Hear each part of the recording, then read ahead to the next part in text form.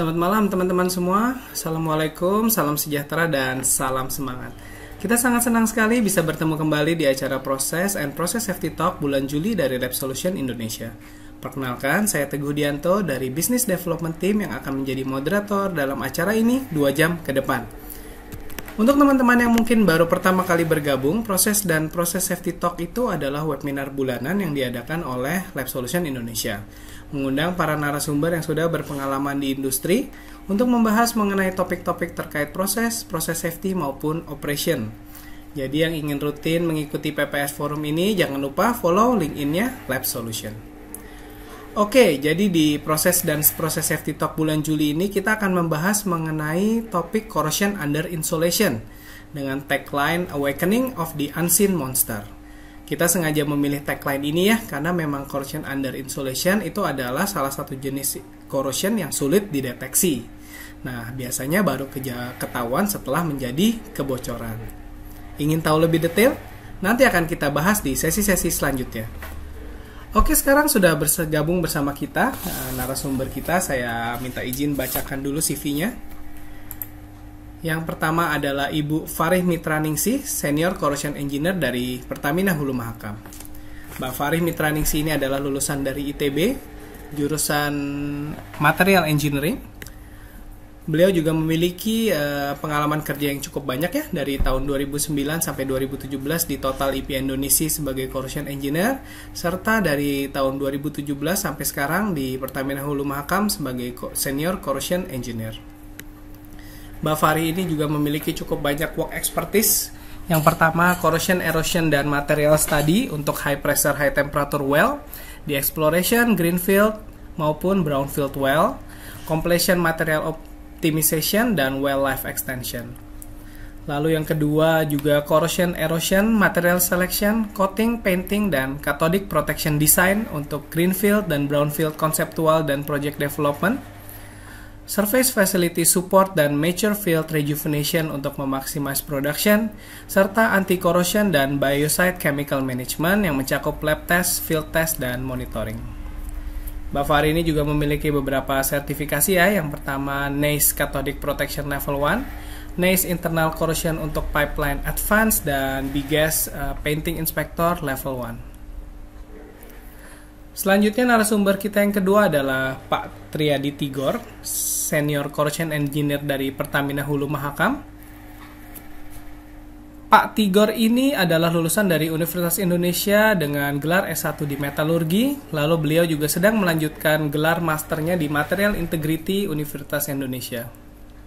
Pak Tigor ini memiliki cukup banyak pengalaman kerja. Yang pertama di tahun 2007 sebagai QC Engineer di Sanggar Sarana Baja, lalu 2008 di Antam UBP Nikel sebagai Smelting Engineer, dari 2009 sampai 2013 di Petronesia Benimal sebagai Corrosion Engineer, dari 2013 sampai 2017 di Total IP Indonesia sebagai Corrosion Engineer, dan yang terakhir dari 2018 sampai sekarang di Pertamina Hulu Mahakam sebagai Senior Corrosion Engineer.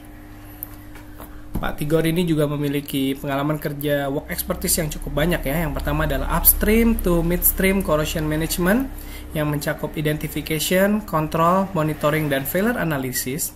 Lalu feasibility study untuk meningkatkan production capability, involvement di project well and facility development, serta surface facility dan mature field support untuk maximize production, dan sama seperti Mbak Farih, anti-corrosion dan biocide chemical management. Pak Tigor ini juga sertifikasinya cukup banyak ya.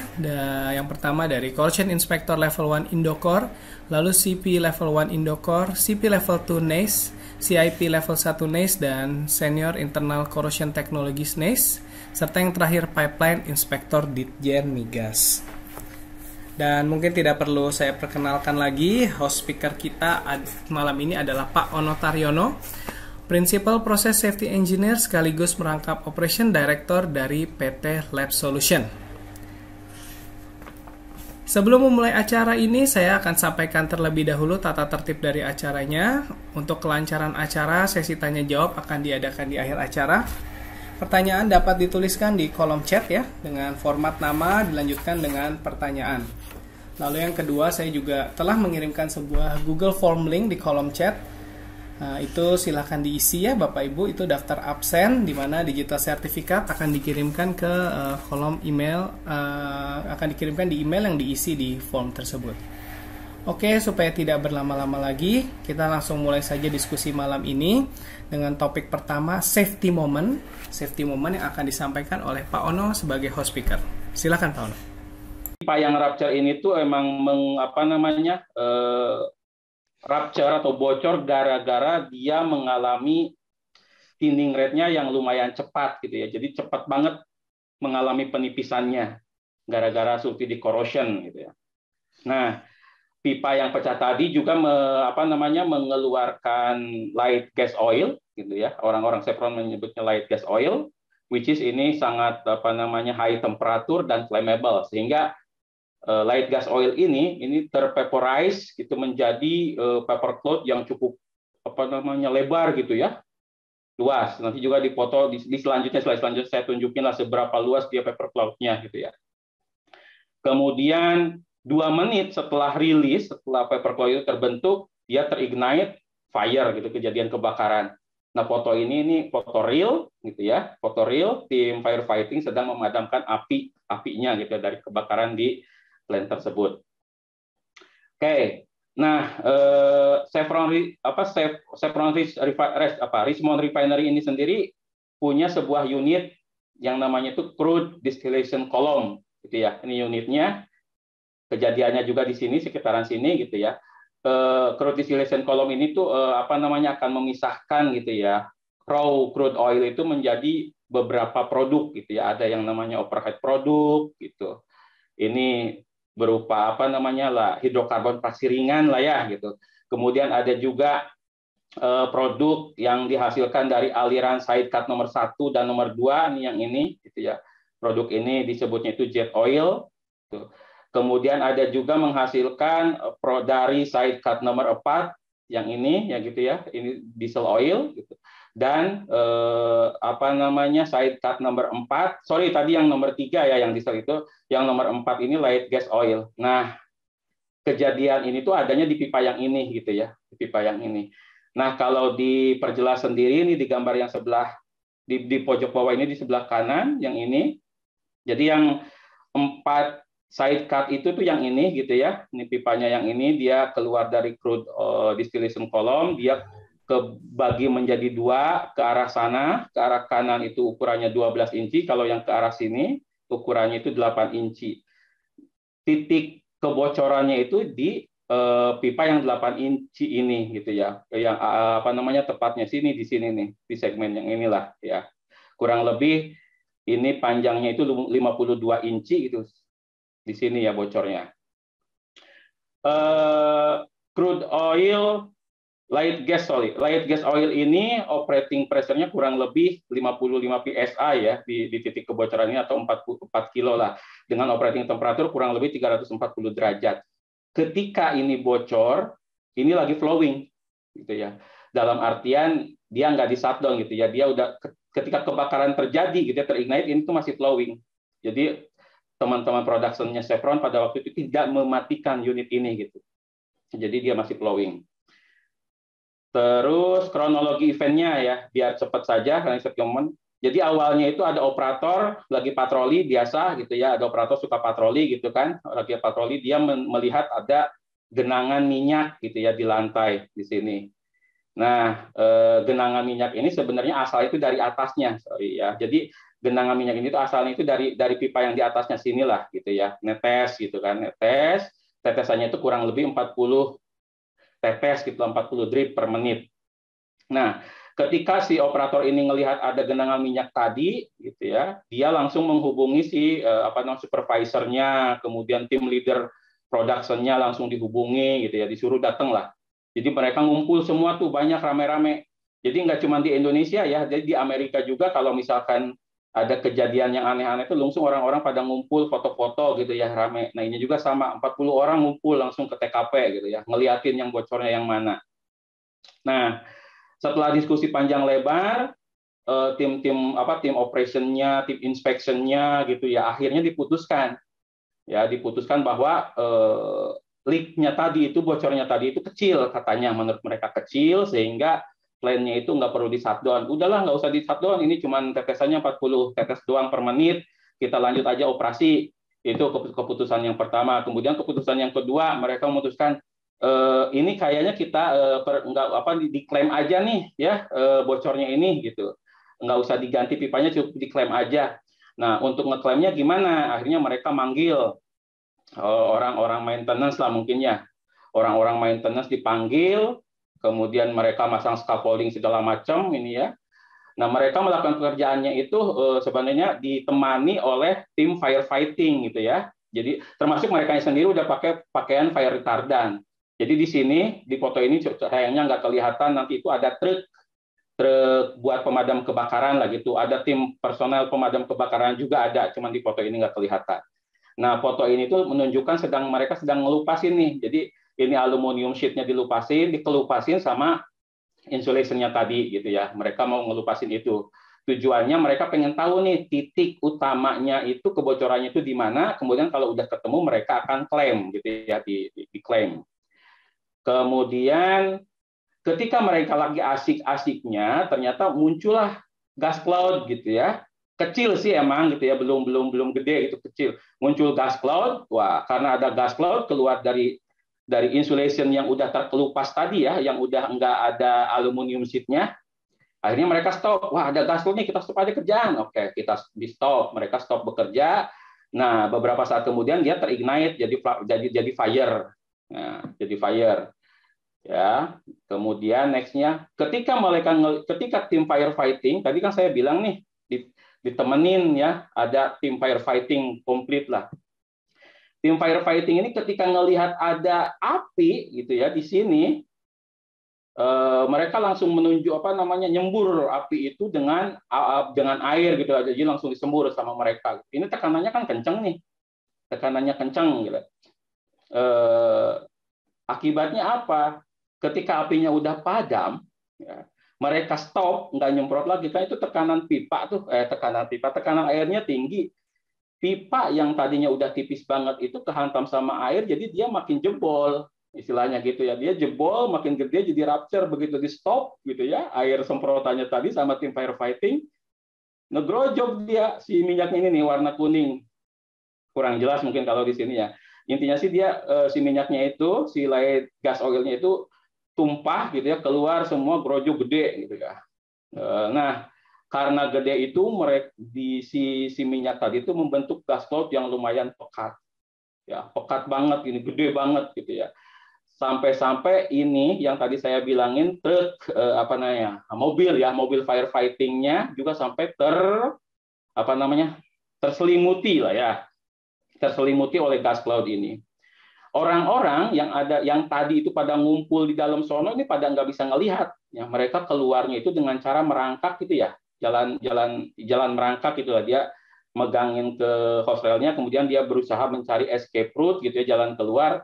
Akhirnya mereka pada keluar, yang tadi sebanyak kurang lebih berapa ya, puluhan itulah, mereka pada keluar ketika gas cloud ini terbentuk ya. Syukur alhamdulillah mereka semua bisa keluar gitu ya. 2 menit setelah gas cloud ini terbentuk, terpantik, dia terignite, jadi kebakaran gitu ya. Nah, ini kebakarannya di dalam fire truck ini, di dalam mobil pemadam kebakaran ini ternyata ada 1 orang nih petugas, dia dia terkurung di dalam api gitu kan. Wah, ini mati deh saya bilang gitulah dalam hatinya. Cuma karena dia udah dilengkapi oleh fire retardant PPE yang cukup komplit, dia akhirnya memberanikan diri keluar dari mobil ini, dia lari ya, menembus api. Dia berhasil, dia cuma cedera doang kecil lah, cuma dia selamat gitu ya, nggak sampai fatality. Gitu. Terus jadi yang lainnya juga tadi selamat gitu, yang terselimuti gas cloud tadi, sama si orang yang di dalam mobil kebakaran ini juga bisa keluar gitu. Oke. Nah, ini gambarannya nih, dilihat dari San Francisco. Jadi gas cloud-nya itu lumayan cukup besar ya. Lumayan cukup besar. Oke, sip. Nah, awalnya dia cuma gas cloud doang gitu ya. Kemudian ini hitam, awan-awan hitam ini menunjukkan dia udah ignite, jadi kebakaran gitu ya, jadi mengeluarkan asap hitam.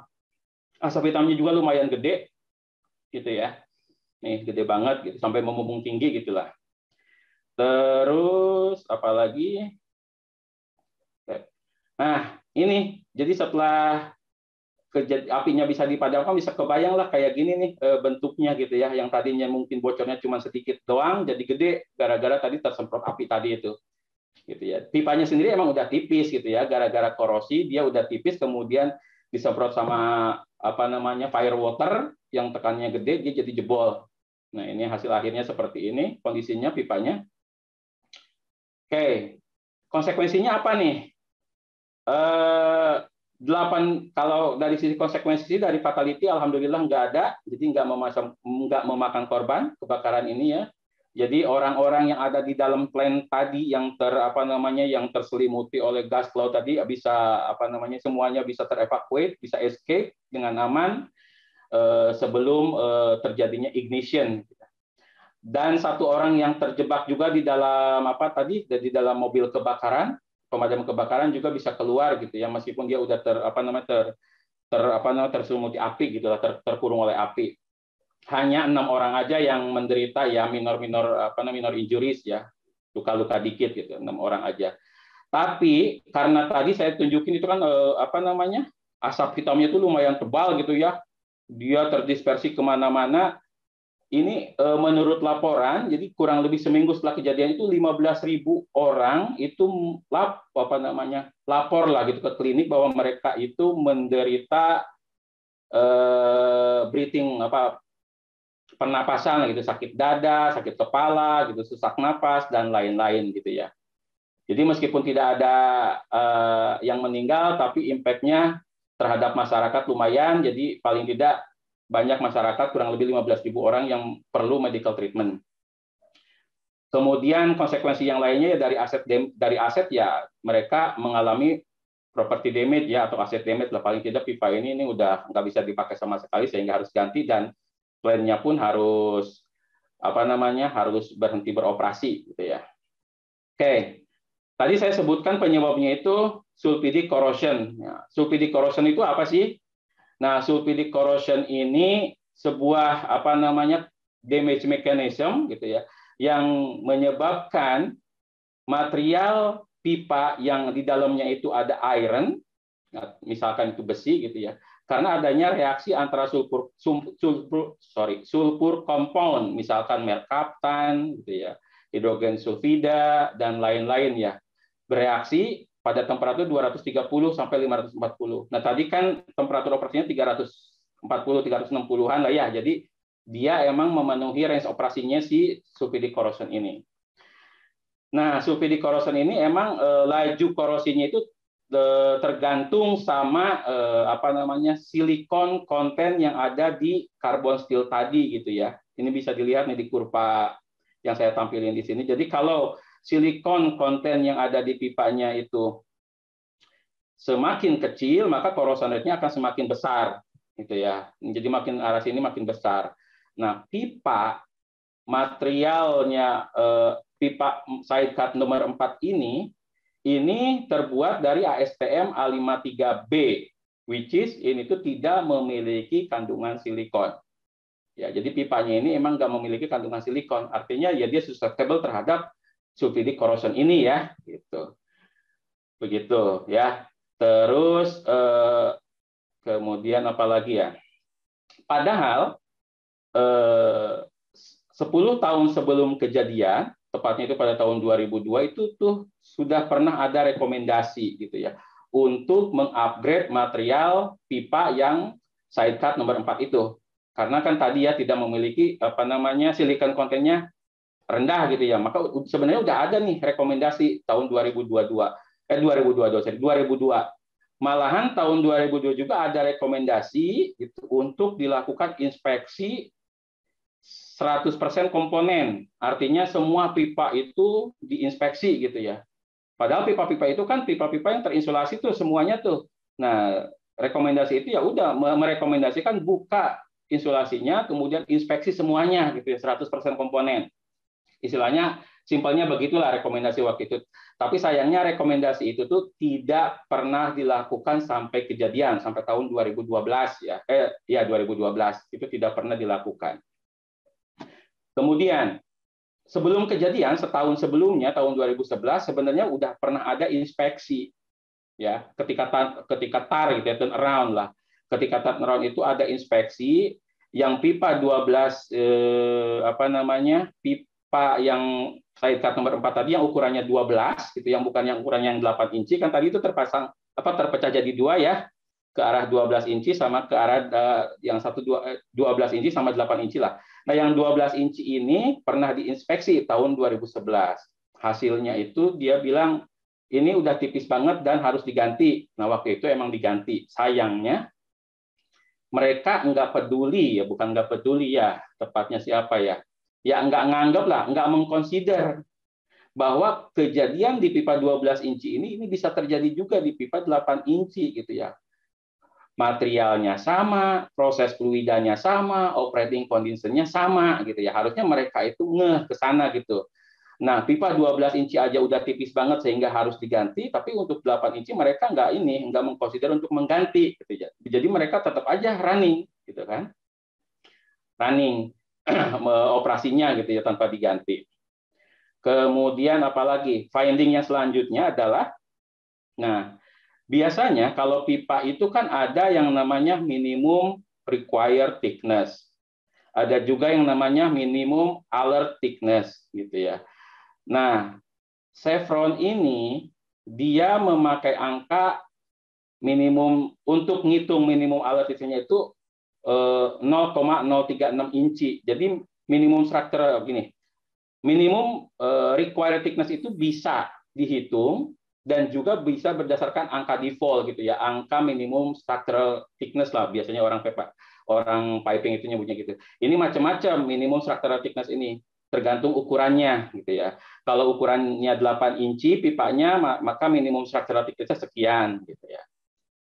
Nah, dalam hitung-hitungannya mereka pakai angkanya itu 0,036 untuk ngitung minimum required thickness-nya.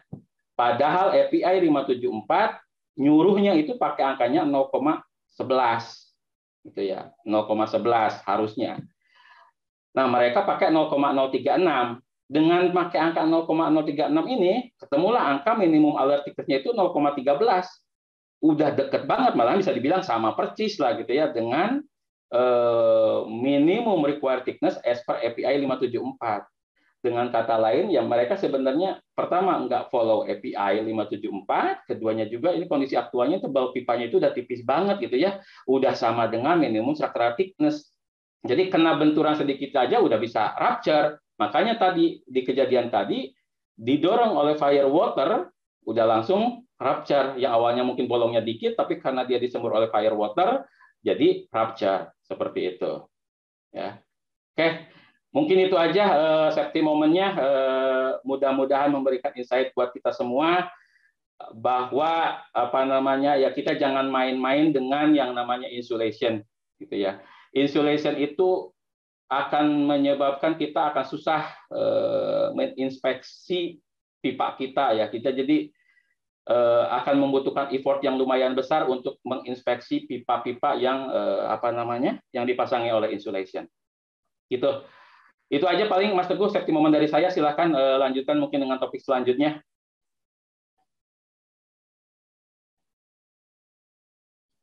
Halo, Mas Teguh, silakan. Ya, baik. Terima kasih banyak Mas Ono untuk safety moment-nya. Itu safety moment yang cukup menggugah ya. Artinya bahwa kasus corrosion under insulation ini atau mungkin pada kasus Richmond ini adalah uninspected pipe ya, under insulation ini bisa menjadi masalah serius. Untuk selanjutnya kita langsung panggil saja narasumber kita, Pak Tigor dan Mbak Farih. Mungkin yang pertama kali akan menyampaikan Pak Tigor. Ya, terima kasih Mas Teguh. Iya, silakan. Seru tadi ya, yang sharing dari Mas Ono ya. Kita dengar CSB versi Indonesia agak Sunda-Sunda dikit ya. Iya, betul. Orang Sundanya kelihatan banget lah gitu kan.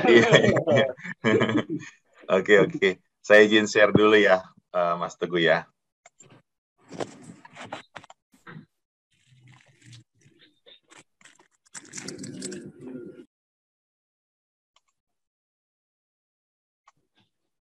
Oke, slide saya sudah tampak ya, Mas Teguh, Mas Ono ya, Kang Ono ya. Sudah, Bang Tigor, silakan. Oke, terima kasih. Jadi terima kasih, sesuai dengan judul ya, hari ini kita mau sharing.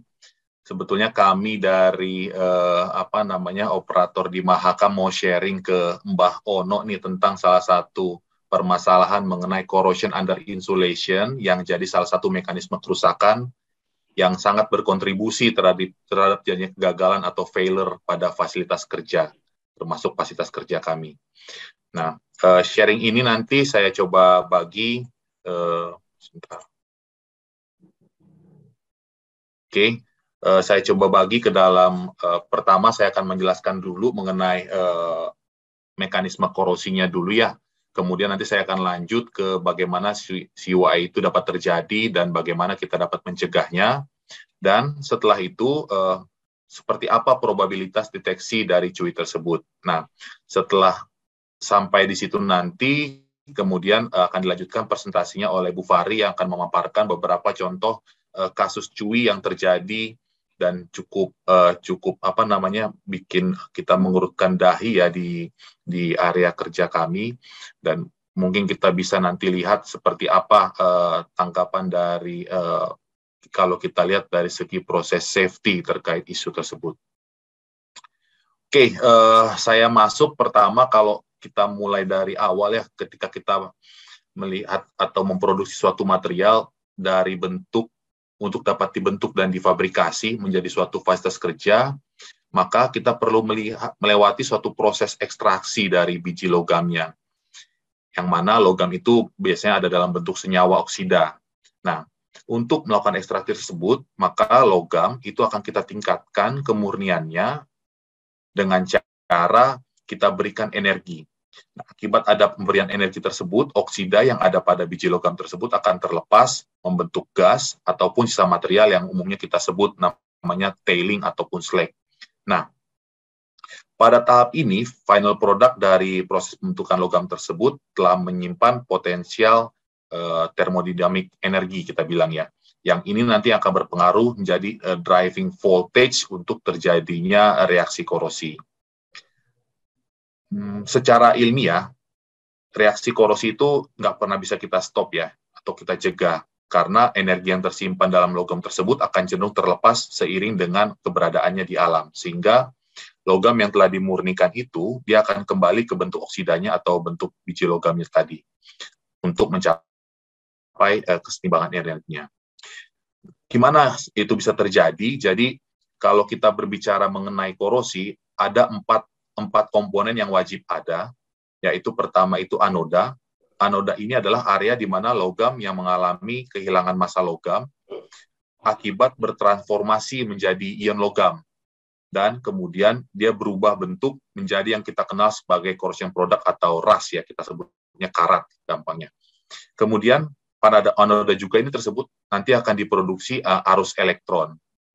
Arus elektron ini nanti akan ditangkap oleh katoda untuk membentuk ataupun dikonsumsi untuk menghasilkan gas hidrogen, atau kalau kondisi di mana kita punya oksigen, dia akan membentuk hydroxide ya.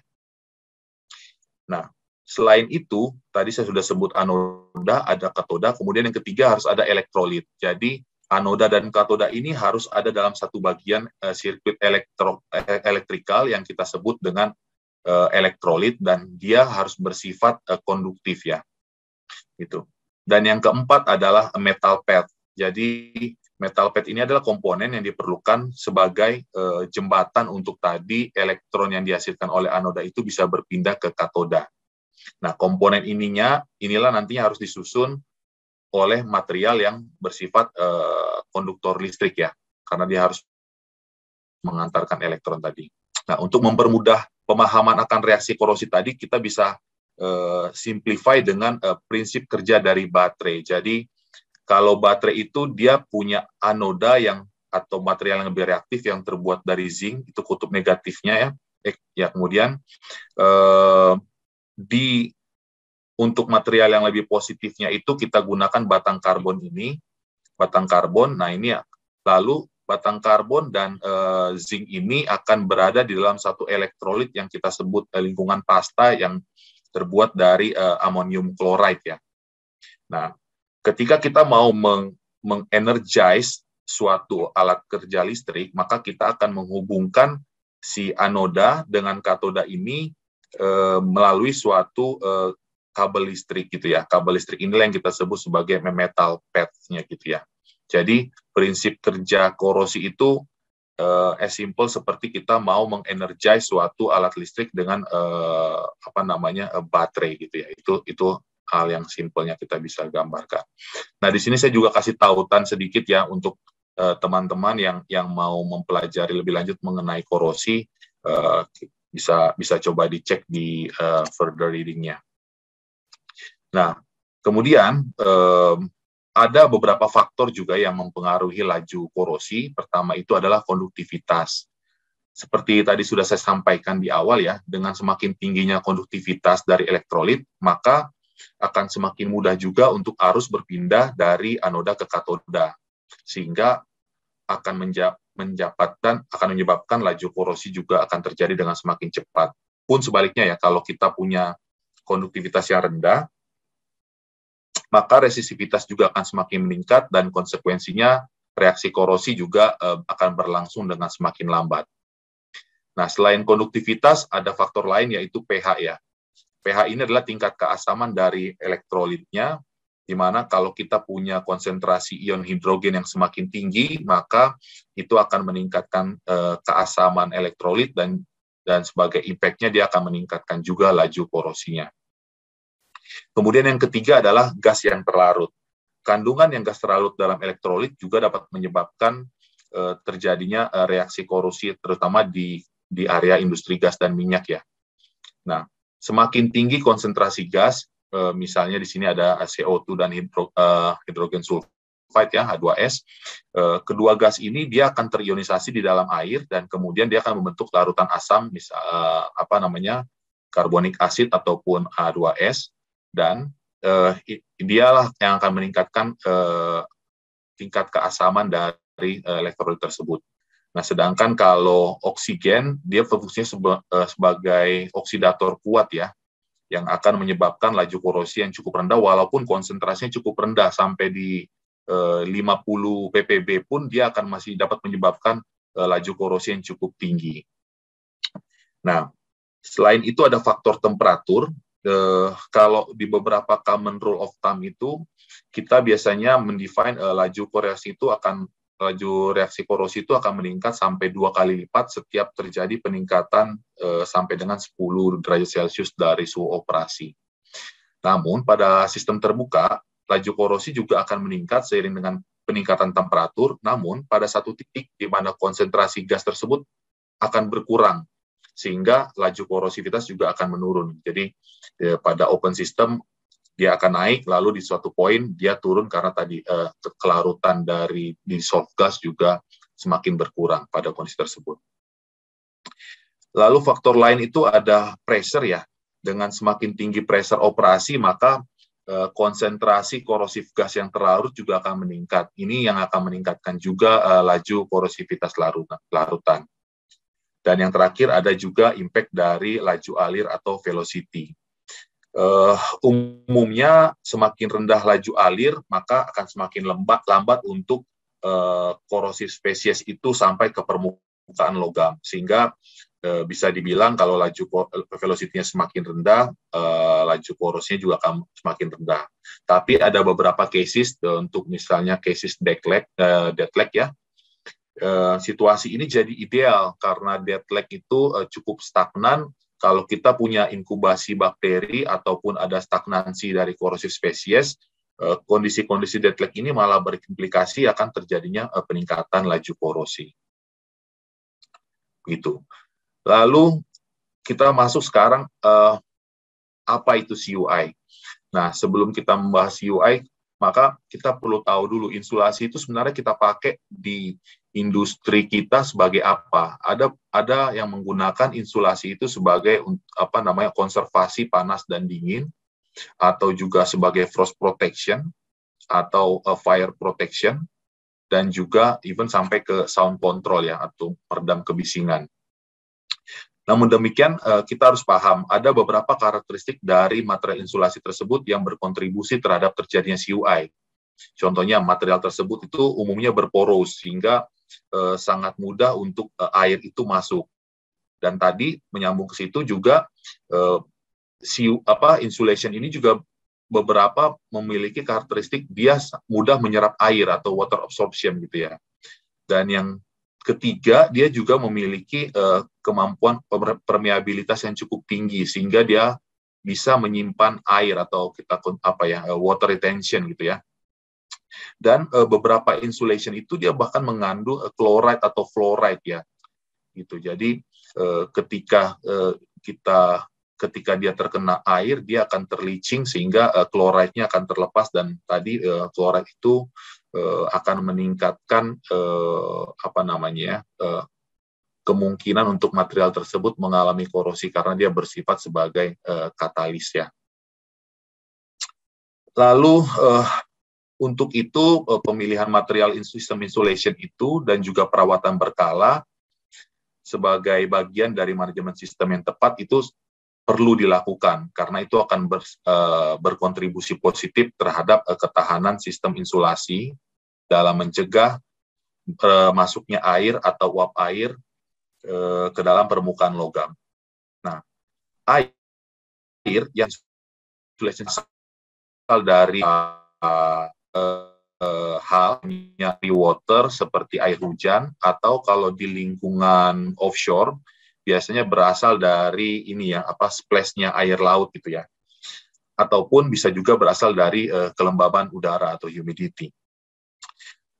Selain itu, air juga dapat terbentuk dari proses kondensasi. Jadi kalau ketika kita punya fasilitas yang mengalami faktor operasi di mana dia cyclic, temperatur operasinya dari temperatur tinggi ke temperatur rendah, nah itu juga bisa menyebabkan kondensasi yang terjadi di pipa. Nah, ada beberapa faktor penting dalam kita menentukan severity dari CUI. Pertama terutama adalah contact time ya, yang terjadi akibat water retention tadi. Nah, water retention sendiri bisa terjadi melalui beberapa mekanisme. Pertama, yaitu terbentuknya celah antara dua struktur atau fasilitas gitu ya, sehingga menyebabkan air itu bisa kontak dengan baik, sehingga bisa retention time-nya bisa cukup lama terjadi di situ gitu ya. Yang kedua adalah absorpsi air yang tersebar ke permukaan logam melalui tadi mekanisme kapiler atau karena dia bersifat permeable atau kita bisa bilang wicking ya, dia kapilaritas ya gitu ya, bisa menyebar gitu ya. Yang ketiga adalah sweatening atau berkeringat. Nah, tadi ketika kita berbicara mengenai kondensasi, ketika temperatur operasi kita sikit, maka fasilitas kita juga bisa mengalami sweatening atau berkeringat gitu ya. Nah, kalau kita lihat beberapa standar yang dikeluarkan oleh badan organisasi seperti NACE tadi ya, ataupun API, mereka meng-highlight kalau resiko CUI itu dapat terjadi pada setiap fasilitas yang beroperasi mulai dari di bawah freezing point di sekitar -4 ya, kalau kita lihat dalam gambar ini ya, -4 kalau refer ke NACE ataupun -12 Celsius kalau refer ke API, dan sampai dengan ke temperatur 175 derajat Celcius. Nah, dan CUI sendiri akan meningkat ketika temperaturnya itu lebih dari 50 derajat, atau kalau refer ke API 583 ya, dia lebih dari 77 derajat, maka resiko CUI-nya juga akan semakin tinggi. Dan berdasarkan spesifikasi, laju CUI itu bisa pada kondisi yang teraerasi itu bisa mencapai 0,5 atau 0,6 mm per year gitu ya. Nah, karena itu efek dari temperatur ini cukup kritikal, di mana resiko CUI masih akan tetap valid selama kondisi fase water tersebut masih ada di dalam sistem. Jadi kalau ketika open system tapi temperaturnya tinggi dan waternya sudah sudah berubah menjadi vapor dan lepas gitu ya, bukan bentuk elektrolit, bentuk fase free water lagi, itu resikonya sudah akan turun. Itu kenapa dalam gambar ini kita bisa lihat di berdasarkan API itu di atas temperatur 110 resikonya mulai sedikit mulai turun gitu ya, sampai dengan di Gibbon 175 sudah kembali jadi low risk kembali gitu ya. Kemudian hal berikutnya adalah gimana cara kita memprevent CUI. Nah, pada mula-mulanya CUI itu diidentifikasi, banyak perusahaan coba memitigasi resiko CUI dengan cara pemilihan material of construction yang tepat. Sayangnya, kita nggak pernah bisa mendefine satu single dan robust barrier yang dapat, karena ini akan beraplikasi pada pertama yang pasti itu adalah high capex ya, dan capital expenditure-nya akan sangat tinggi. Dan yang kedua, kita tidak pernah bisa membuktikan atau belum ada proven gitu ya kalau single barrier tersebut cukup efektif. Nah, oleh karena itu di NACE SP 0198 tahun 2017 direkomendasikan untuk prevensi dari SUI itu haruslah berupa satu sistem berlapis gitu, atau kita bilang layer gitu ya, layer of barrier gitu ya. Nah, yang mana layer of barrier ini terdiri dari pertama ada proper material selection, yang kedua adalah aplikasi protective coating, dan yang ketiga adalah design insulation system. Defensive system ini sangat penting karena dia mengconsider setiap limitasi dari setiap layer barrier-nya. Hal ini penting karena setiap layer barrier memiliki susceptibilitas masing-masing, baik itu di fase desain maupun error yang terjadi saat kita mengaplikasikan setiap barrier tersebut. Sehingga setiap defisiensi dari layer tersebut, selama masih ada layer lainnya yang berfungsi, itu secara sistematis kita bisa consider sistem barrier terhadap CUI ini bisa bekerja dan bisa dikonsider protektif. Sayangnya, dalam sistem barrier ini, kita punya ada weak point ya, salah satunya adalah proses pemilihan insulation material, karena ini sangat sulit untuk dikontrol. Performa dari insulation material ini sangat berkontribusi terhadap resiko water ingress dan delay time dari air untuk dapat mencapai permukaan logam. Sementara untuk pemilihan coating system juga memegang peranan yang sangat penting, karena coating itu diekspektasi dapat bertahan pada kondisi yang sangat beragam gitu ya. Pertama, dia harus tahan terhadap immersion di boiling water dan di high temperature steam, di atas temperatur 100 derajat lah kita asumsikan. Atau yang kedua, dia juga harus tahan terhadap repeated cycle. Jadi ketika kita tadi punya siklik operasi, maka dia harus tahan terhadap kondisi dry heat, lalu thermal shock, lalu immersion lagi, lalu kembali lagi ke dry heat-nya lagi gitu ya. Nah, kemudian yang ketiga juga tadi adanya pengaruh kontaminasi atau dari klorat ataupun sulfat, yang mana ketika kering, residu kontaminan ini akan tertinggal di logam, dan kemudian konsentrasinya akan semakin ditingkatkan lagi ketika terjadinya pembasahan oleh free water yang masuk atau water vapor yang masuk ke dalam sistem insulasi tadi. Oleh karena itu, kita bisa simpulkan, probability dari SUI prevention ini sangat dipengaruhi oleh banyak hal. Dan as per our experience, even kita sudah mengaplikasikan sistem yang layer protection seperti ini, CUI itu tetap nggak bisa kita prevent gitu ya, dan dia masih tetap akan terjadi. Lalu pertanyaannya, gimana cara kita mendeteksinya kalau kita nggak bisa mencegahnya? Nah, apakah kita bisa memonitor atau mendeteksi CUI ini, sehingga kita bisa memplanningkan kalau kita perlu repair atau replacement. Nah, hal yang paling penting ketika kita hendak mendeteksi CUI adalah kita harus mengidentifikasi dulu di mana kira-kira area yang berpotensi paling lemah terhadap CUI. Nah, ini bisa kita lakukan baik di tahapan desain, tahapan instalasi, maupun ketika tahapan operasi. Oleh karena itu, kita sangat penting untuk kita bisa memahami mekanisme kerusakan material insulasi dalam konteks bagaimana air itu bisa masuk dan kontak dengan material ataupun fasilitas kita.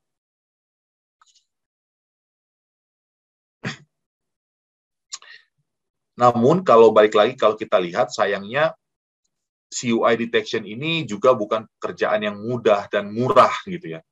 Karena tantangan terbesarnya itu adalah apakah kita pertama harus punya alokasi biaya inspeksi yang cukup banyak.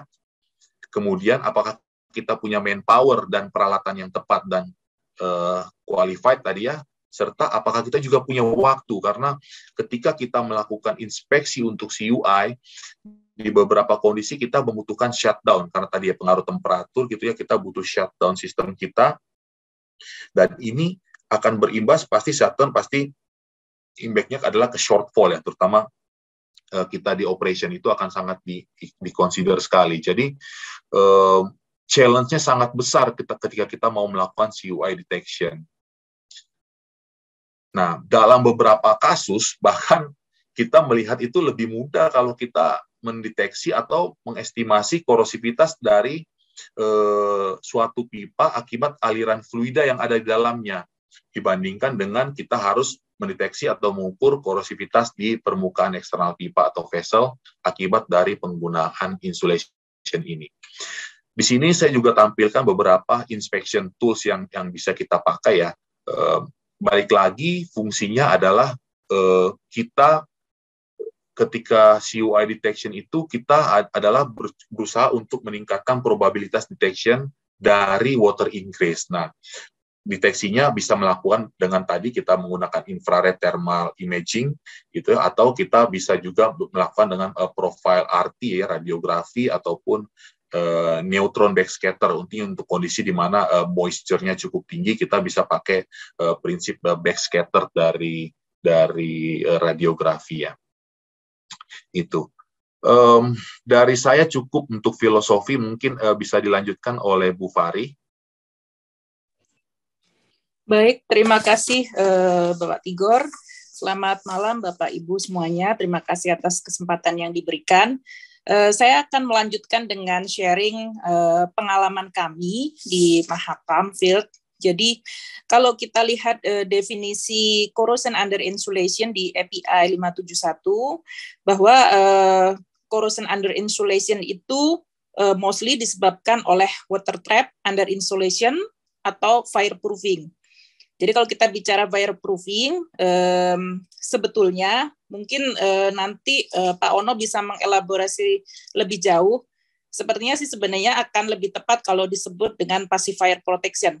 Kenapa? Karena materialnya sendiri sebetulnya bukan yang tidak rusak ya jika terkena fire, tapi lebih pada bisa memberikan atau mengallow evakuasi bila ada fire. Lalu bagaimana sih mekanisme decision untuk menginstall passive fire protection ini? Jika kita cek di API RP 2218, mostly pemilihan passive fire protection ini relevan dengan adanya pool fire, yang dimana di situ ada liquid hidrokarbon atau gas yang terlikuifaksi berrelevansi terhadap kondisi iklim atau climatic condition. Nah, namun demikian di beberapa company mungkin memiliki policy yang berbeda, di mana PFP, passive fire protection, dipasang juga dengan dasar case jet fire yang mungkin bisa menyebabkan major escalation. Namun demikian, ada beberapa hal yang cukup dilematis ya, terutama untuk kami corrosion and material engineer terkait dengan PFP ini. Pertama, ada kasus inspection delay di beberapa piping yang di PFP. Untuk vessel, mungkin kasus inspection delay ini masih bisa terantisipasi dari internal inspection mungkin kan. Namun untuk piping, sepertinya jika ada inspection delay itu bahkan hampir-hampir belum pernah dibuka sampai mendekati end of design life.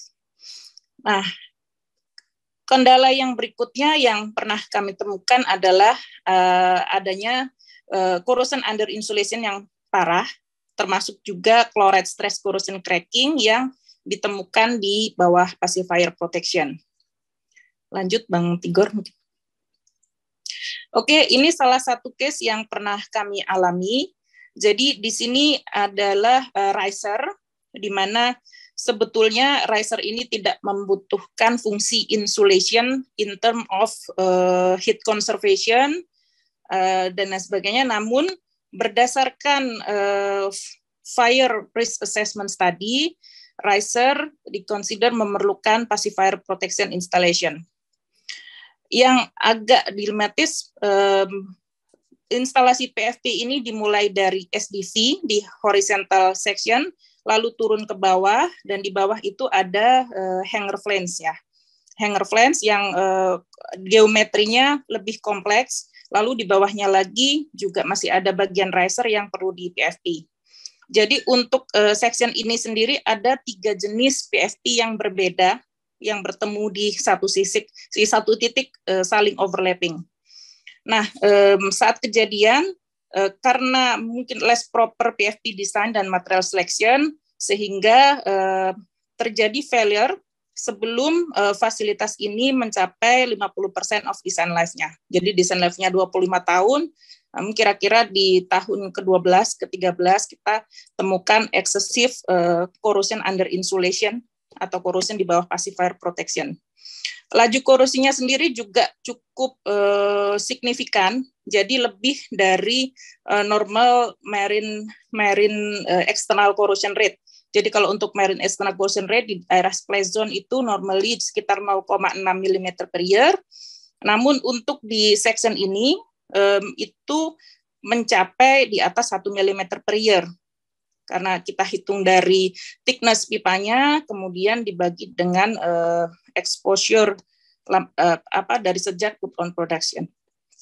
Nah, kondisi korosinya sendiri berada di bawah hanger flange yang suspected karena ada water trap dan kondisinya tidak ideal, tidak cukup sloping untuk water itu bisa keluar, dan juga ditemukan juga di atas geometry flange.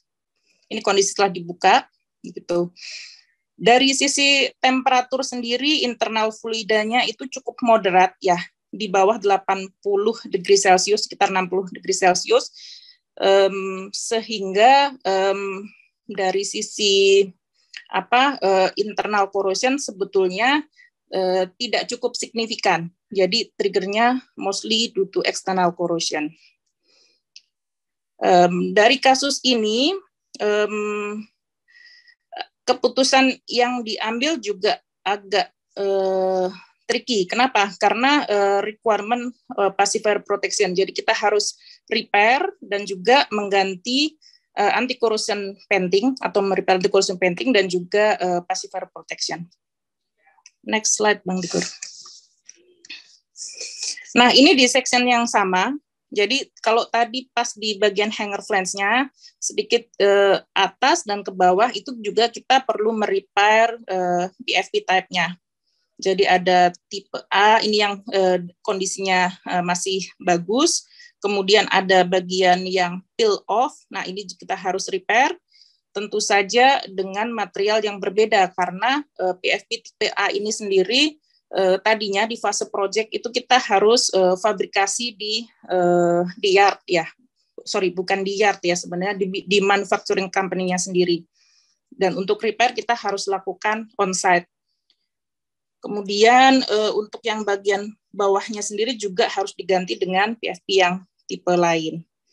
Jadi di sini yang saya highlight bahwa less proper PFP design dan incompatibility dengan anti-corrosion painting itu ternyata bisa mempercepat laju corrosion under insulation yang tentunya tidak bisa dilihat dengan mata telanjang ya kalau tidak dibuka.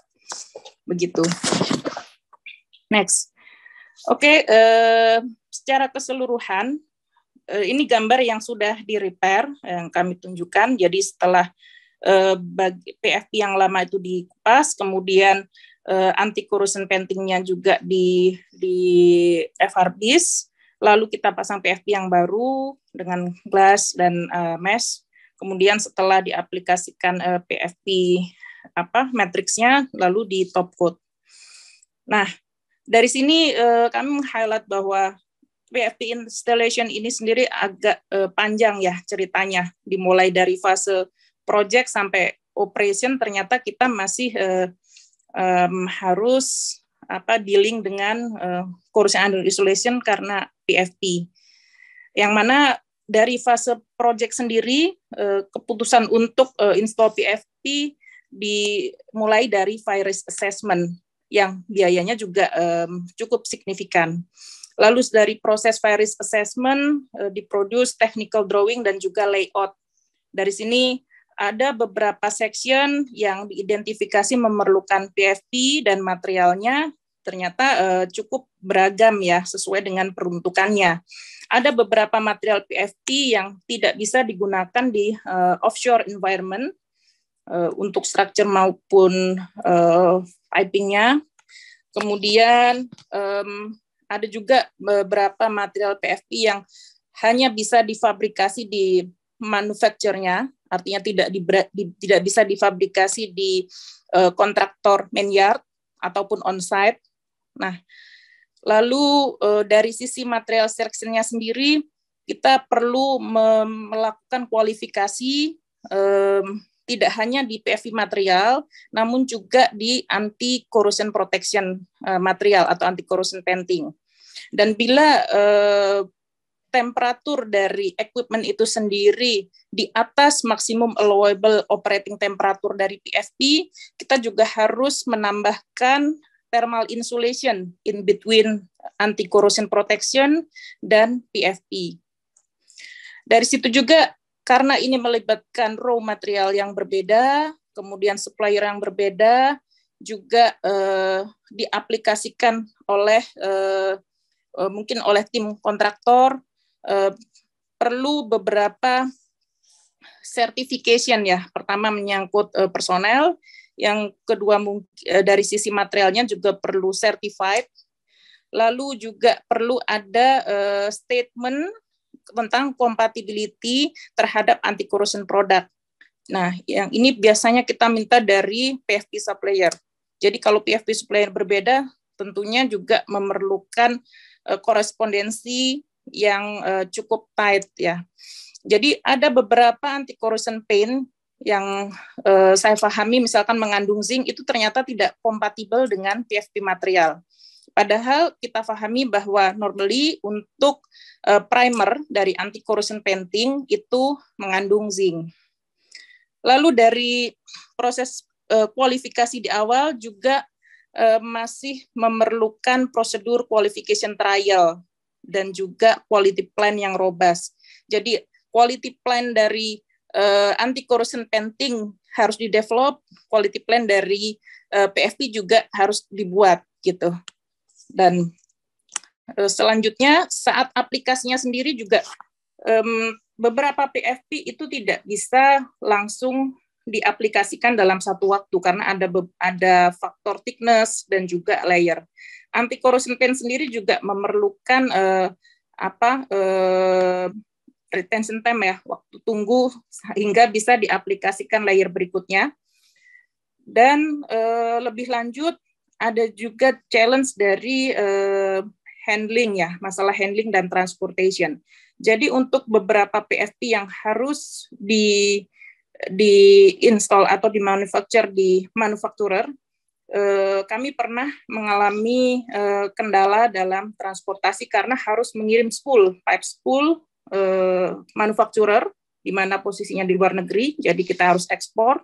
Kemudian PFP itu di manufacture di sana, lalu pipa yang sudah dilengkapi dengan PFP harus kita impor kembali sebelum di construction ya, dipasang.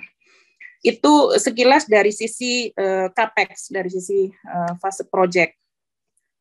Kemudian dari sisi operation, ternyata dari pengalaman yang tadi yang sudah saya highlight bahwa ada finding severe corrosion under insulation di salah satu PFP di 50% design life-nya.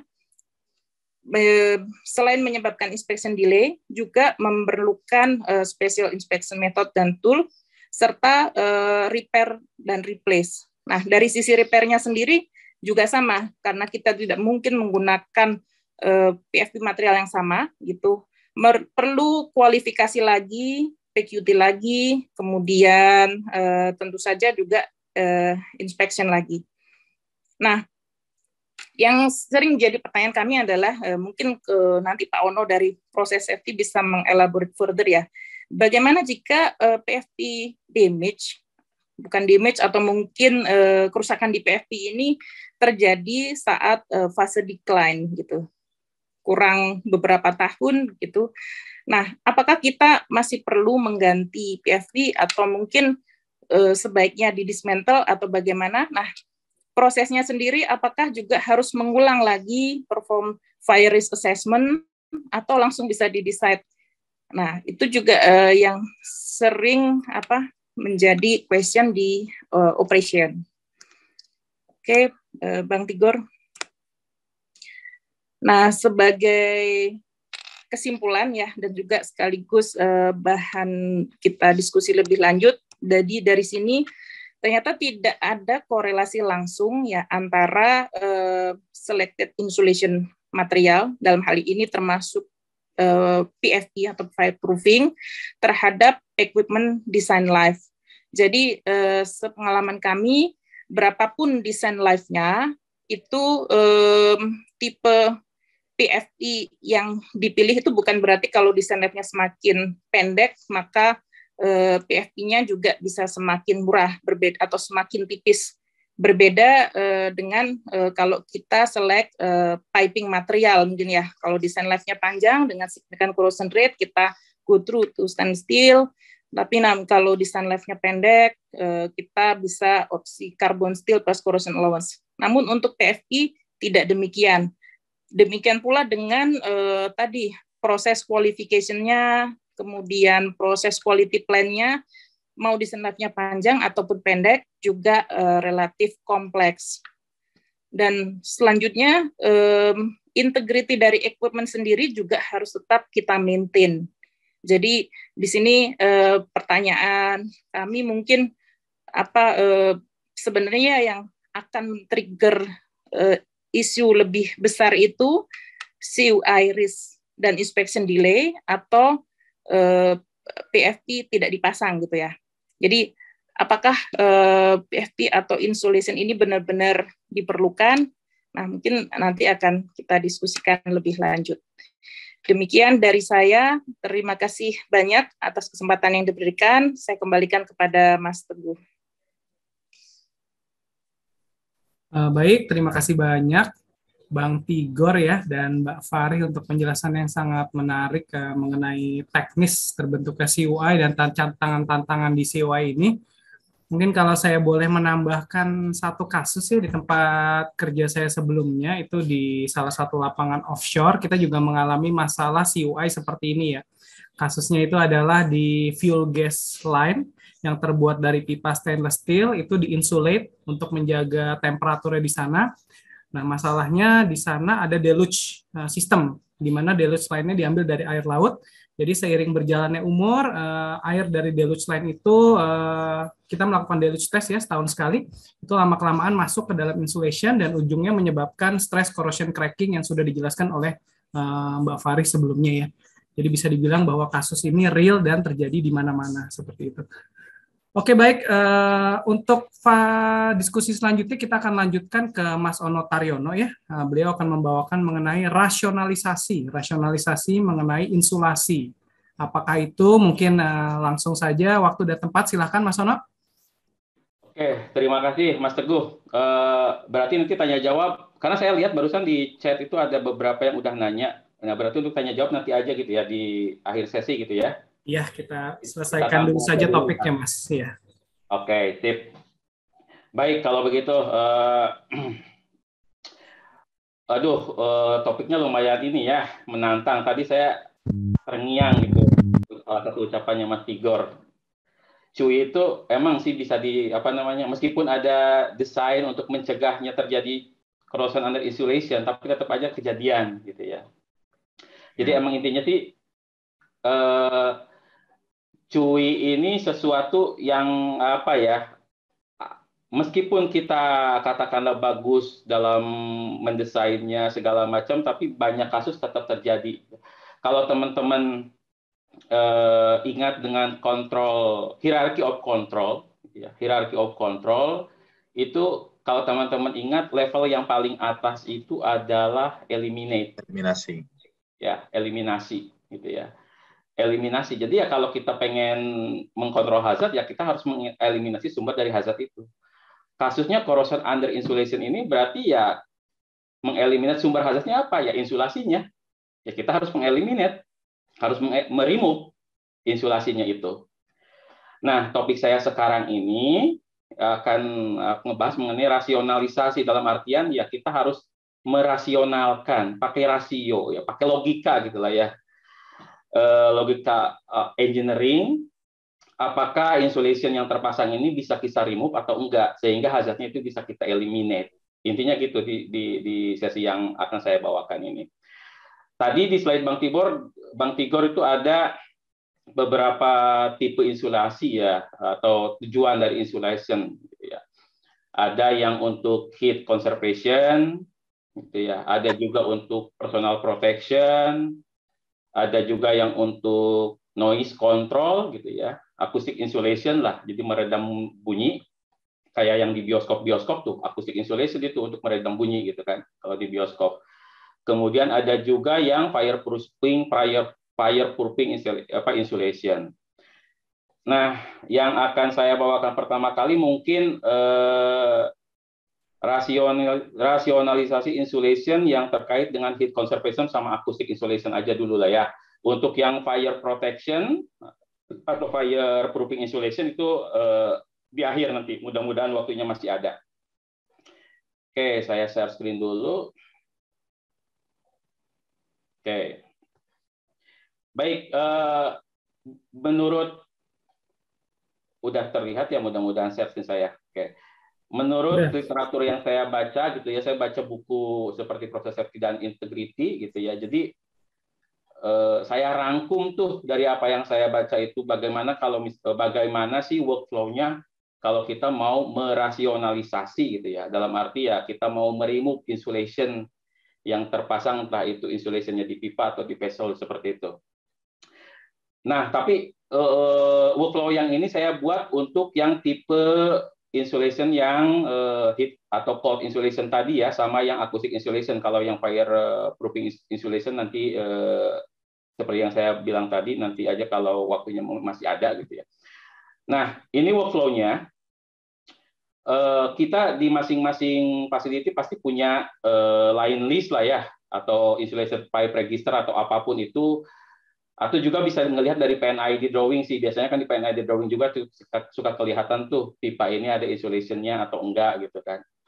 Nah, kalau kita cek itu pasti banyak deh di fasilitas kita itu pipa-pipa yang terpasang dengan insulation. Kita pilih aja salah satu gitu kan. Yang akan kita akses apakah insulation ini bisa kita remove atau enggak. Nah, kita milihnya itu ya tentu berdasarkan risk-nya, ya, risk base. Ya, apakah pipa tersebut itu punya skenario yang menghasilkan high risk? Kalau misalkan pipa itu katakanlah bocor gitu. Maaf sebentar.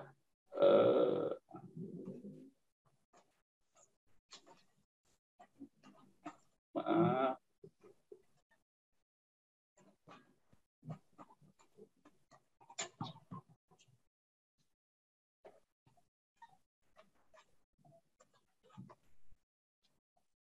Oke, sip. Maaf ya tadi. Nah, jadi berdasarkan apakah pipa tersebut itu ada skenario yang menghasilkan high risk. Tadi Mas Teguh bilang tuh, ada di fuel gas scrubber, katakanlah pipanya terpasang insulation. Nah, pipa di fuel gas scrubber itu tuh high risk, ada skenario yang high risk nggak? Misalkan kalau misalnya pipa di fuel gas scrubber itu bocor, fuel gas system ya. Fuel gas line itu biasanya pressure-nya katakanlah 25 kilo gitu ya, sekitaran gitulah. Nah, kalau misalkan hidrokarbon gas dengan pressure 25 kilo itu bocor, nah apakah akan menghasilkan skenario yang high risk? Misalkan bisa terjadi gas cloud, kemudian terbakar dan fatality. Nah, kalau misalkan menurut teman-teman, menurut konsekuensi modeling ternyata itu mah risikonya kecil aja gitu ya. Kalau emang risikonya kecil aja menurut konsekuensi modeling, ya no, kita ambil pilih no yang ini, turun ke bawah gitu ya. Artinya apa? Kalau dia risikonya kecil, apa namanya? Kita nggak usah dulu mikirin pipa itu untuk di akses lebih lanjut gitu ya. Jadi kita fokusnya itu ke yang high risk dulu, gitu ya, yang high risk dulu. Karena kalau misalkan yang low risk ya, kalaupun dia ada insulation-nya dan terjadi corroded, gitu ya, corrosion terjadi cuy di sana, pipanya bocor ya low risk ini gitu kan, nggak masalah lah. Jadi kita lebih fokus ke yang high risk saja dulu. Nah, kemudian selanjutnya katakanlah skenario-nya dia bisa menghasilkan yang high risk.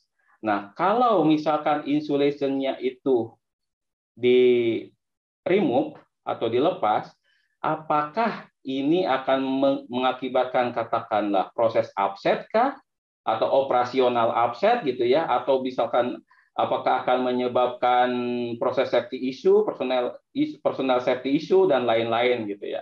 Nah, kalau ini juga jawabannya tidak, nggak ada katakanlah insulation-nya udah di remove tapi temperaturnya kita cuma turun sekian derajat Celcius aja, nggak akan mempengaruhi proses upset, katakanlah misalkan gitu ya, di fuel gas system tadi, ya udah.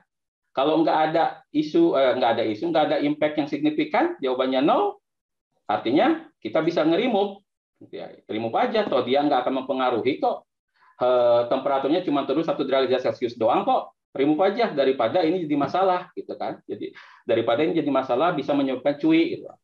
Tapi kalau misalkan dia ternyata bisa menyebabkan proses upset atau ada isu proses safety, personal safety dan lain-lain gitu ya. Kita lanjut ke pertanyaan selanjutnya. Gitu ya. Apakah ada control measure yang lain yang bisa mengkompensasi terhadap ketiadaan insulation tadi? Misalkan tadi fuel gas system insulation-nya di remove, temperatur ngedropnya itu nggak 1 derajat, misalkan gitu ya. Ternyata ngedropnya itu sampai di atas 10 derajat. Nah, apakah ada countermeasure yang lain? Misalkan kita bisa aja dipanasin lagi pakai heaternya itu ya, entah itu misalkan pakai heat exchanger yang lain gitu ya, dipanasin pakai heat exchanger yang lain, pakai steam atau apapun, sehingga temperaturnya bisa terkompensasi tadi, yang hilangnya 10 derajat itu bisa dibalikin lagi gitulah. Atau misalkan sebelumnya dia udah ada heater nih si fuel gas system ini, heaternya tadi bisakah kita naikin duty-nya sehingga gitu ya temperaturnya itu bisa terkompensasi dengan duty yang kita naikkan di rebel itu. Nah, kalau misalkan jawabannya iya, ada control measure itu, ya remove aja insulation itu. Remove insulation tadi, kemudian kita kasih mitigasinya berupa naikin duty dari heat exchanger tadi. Gitu. Nah, kalau misalkan ternyata nggak ada control measure-nya, ya kita lakukan cost benefit analysis. Yang ribetnya ini nanti di sini ya, cost benefit analysis. Jadi dengan cost benefit analysis ini dari beberapa opsi yang tadi, misalkan opsinya kita keep insulation-nya. Kalau nge-keep insulation-nya itu benefitnya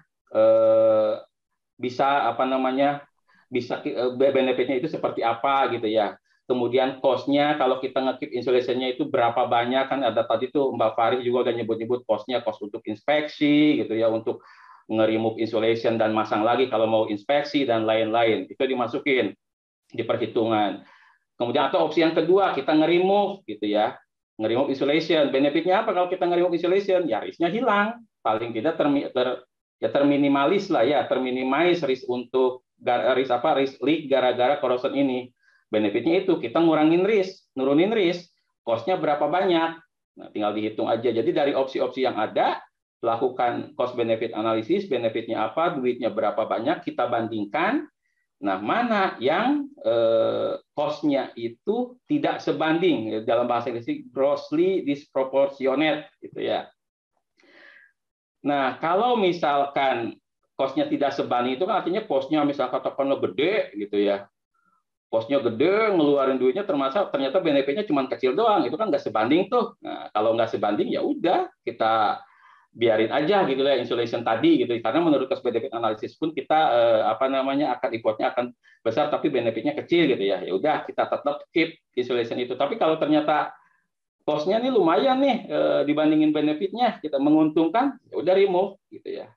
Itu remove insulation. Itu workflow-nya kurang lebih seperti ini yang saya baca. Nah, ada salah satu kasus juga di sebuah plan juga sama gitu ya, di sebuah plan yang ada di Indonesia sama juga dengan tadi yang Mas Teguh bilang, ini di fuel gas system. Emang fuel gas system ini favorit terjadinya cuy di fasilitasnya Mas Teguh tadi di fuel gas system. Yang saya ketahui juga ini di fuel gas system ya. Fuel gas system ini banyak nih cuy-cuinya gitu. Nah, di plan yang saya review ini, gitu ya, fuel gas-nya itu digunakan untuk menggerakkan gas turbin. Ya. Ini yang warna biru ini sebenarnya insulation ya, hot insulation ya. Dia tujuannya ya tadi untuk mempertahankan temperatur supaya dia nggak ngedrop, gitu kan. Sumbernya fuel gasnya ini dari BOG lah ya, dari BOG, sama ada juga backupnya itu dari acid gas removal. Gitu. Nah, utamanya sih dari BOG. Nah, fuel gas yang ke gas turbin itu punya kriteria. Yang pasti sih pertama nggak boleh ada liquid droplet lah. Karena kalau ada liquid droplet bisa merusak nanti gas turbinnya kan. Kedua, dia juga punya persyaratan pressure, katakanlah pressure 25 kilo atau 26 kilo. Kemudian dia juga punya persyaratan temperatur. Temperatur ini sebenarnya lebih ke arah agar tidak terjadi kondensasi ya, agar tidak terjadi ada liquid droplet lah. Jadi kriteria liquid droplet dengan temperatur ini berhubungan sebenarnya. Kemudian sama ada juga kriteria warp index. Kita lupakan dulu yang lainnya, kita fokus ke temperatur requirement aja karena kaitannya dengan kita insulation ya, heat insulation. Nah, dari vendor gas turbin itu biasanya suka disebutin berapa kriteria temperatur yang dibutuhkan. Mostly yang saya tahu itu rata-rata 20 derajat di atas dew point, gitu ya. Kalau gasnya fraksi beratnya sedikit lah, tapi kalau fraksi banyaknya banyak biasanya 25 lah, 25 derajat Celcius di atas dew point. Itu kriterianya. Nah, untuk mencapai kriteria itu emang dipanasin nih di heat exchanger E2 ini, dia dipanasin dulu gitu ya, sampai sekian derajat di atas dew point-nya sesuai kriteria tadi. Untuk plan yang saya lakukan studi ini, ya, temperaturnya itu dia setelah dipanasin itu tuh 78 derajat Celcius ya, 78 derajat Celcius temperatur operatingnya. Sementara dew point-nya itu ini kan awalnya dari BOG nih, ya. Ini dari BOG gitu ya. BOG itu sebenarnya kering. Ya, BOG itu cuman ya boil off gas dari LNG tank lah. Kebanyakan itu C1 metan ya kan. Jadi hidrokarbonnya itu kering. Akan tetapi karena dia digunakan juga sebagai regen gas untuk meregen dehydration unit, dia di dehydration unit itu dia mengabsorb air sebenarnya. Jadi dia nanti jenuh lagi sama air gitu ya. Sebenarnya awalnya kering dia, cuman karena dia lewatin unit dehydration unit ini, dia menjadi basah lagi, saturated lagi sama air gitu. Nah, dew point-nya itu berapa? Dew point-nya lebih cenderung dew point karena air ya, titik kondensasinya air kurang lebih 40 derajat Celcius ya menurut simulasi HISIS. Oke. Jadi temperatur mungkin remind sudah jam 8.30 ya. Oke, bisa dibantu di speed up, makasih Mas Ono. Oke, makasih Mas Teguh ya. Jadi saya percepat aja ya. Jadi yang ini tuh saya coba simulasikan, gitu ya. Saya coba simulasikan kalau misalkan pipa-pipa ini tuh saya remove aja insulationnya, berapa temperatur ngedropnya, gitu kan? Menurut simulasi cuma 8,6 lah, katakanlah 10 lah ya, 10 derajat Celcius, gitu kan? Temperatur ngedropnya ini dengan pipa 200 meter loh. Pipa 200 meter itu ini layoutnya kalau dari ini kan ininya ya kaodram yang tadi lah sampai ke usernya itu kurang lebih 150-an meter, kurang dari 200 meter. Saya buat konservatif pakai aja 200 meter. Nah, dengan 200 meter aja dia di bawah 10 derajat. Nah, kalau temperatur di sini 78 dikurangi 10 aja 68 kan, 68 derajat itu 68 derajat masih jauh di atas, melebihi 20 derajat di atas dew point-nya lah. 40 tambah 20 kan 60 ya. Jadi persyaratannya itu katakanlah 60 derajat, ini masih di atas 60 derajat gitu. Artinya apa? Dengan kita meremove insulation ini sepanjang 200 meter tadi gitu ya. Temperatur ngedropnya itu nggak akan sampai bikin dia kondensasi karena masih ada margin lebih dari 20 derajat Celcius. Artinya apa poinnya yang ingin saya sampaikan? Itu bisa di-remove insulation itu. Gitu ya. Bisa di-remove karena tujuannya insulation ini kan menjaga agar temperaturnya itu tetap segitu gitu ya. Dengan di-remove berarti temperaturnya diturun. Cuman menurut simulasi kita turunnya pun nggak akan sampai mencapai dew point-nya dari fuel gas ini gitu ya. Nah, kalaupun fuel gas-nya diganti dengan yang dari agro, sama menurut simulasi saya juga, di bawahnya mana ya? Nah, ini pun ya sama. Jadi kalaupun dia diganti fuel gas-nya pakai agro juga sama. Temperatur ngedropnya itu tidak akan mencapai dew point-nya. Tetap aman. Jadi masih punya margin di atas 20 derajat Celcius. Itu yang pertama. Kemudian selanjutnya, kalau yang ini saya skip aja ya. Selanjutnya mengenai passive fire protection. Oke. Untuk passive fire protection, workflow untuk nge-remove-nya seperti ini gitu ya. Jadi yang pertama kali harus kita cek itu skenario-nya masih valid apa enggak sih gitu ya. Skenario skenario mengenai kebutuhan passive fire protection itu masih valid atau enggak. Jangan-jangan karena udah ada udah beroperasi sekian tahun udah enggak valid lagi. Gitu. Banyak misalkan karena fasilitinya udah enggak beroperasi atau pressure-nya misalkan udah turun. Itu kan kalau pressure-nya udah turun, bayangin aja sama teman-teman, misalkan gas yang itu ada itunya. Oke. Gas yang tekanannya katakanlah 50 kilo dengan gas yang tekanannya 20 kilo, kalau dia bocor dengan lubang yang sama, itu kan akan lain konsekuensinya, akan beda gitu ya, risknya akan beda gitu. Nah, jadi yang pertama kali kita cek itu tuh risknya ini masih valid atau enggak sih? Risk yang menyatakan butuh passive fire protection ini jangan-jangan udah nggak valid. Ya kalau udah nggak valid, remove aja gitu kan. Gitu. Kemudian kalau misalkan ternyata risknya emang masih valid, oh ini benar nih fire risk assessment fire studinya masih valid, kondisinya masih applicable dengan kondisi sekarang. Lanjut dengan pertanyaan selanjutnya gitu kan. Apakah active fire protection yang memprotek equipment tersebut ada atau enggak? Cukup atau enggak? Gitu kan. Nah, kalau misalkan active fire protection ini maksudnya kayak gini ya, kayak fire water sistemnya lah ya gitu. Entah itu yang di mana yang otomatis gitu lewat dilute system kah, lewat sprinkle kah, atau lewat fire monitor gitulah. Itu maksudnya active fire protection itu. Nah, available atau enggak nih? Nah, kalau misalkan dia available dan cukup, yang ini berarti ya no nih, karena ini kan tidak cukup dan tidak available. Ya remove aja gitu kan, no ke bawah nih, ke bawah fireproofing insulation can be removed gitu. Jadi kalau misalkan dia ada di sana active fire protection-nya dan cukup, bisa kita remove passive fire protection tadi. Nah, kalau enggak ada, muncul lagi, next lagi ke pertanyaan selanjutnya.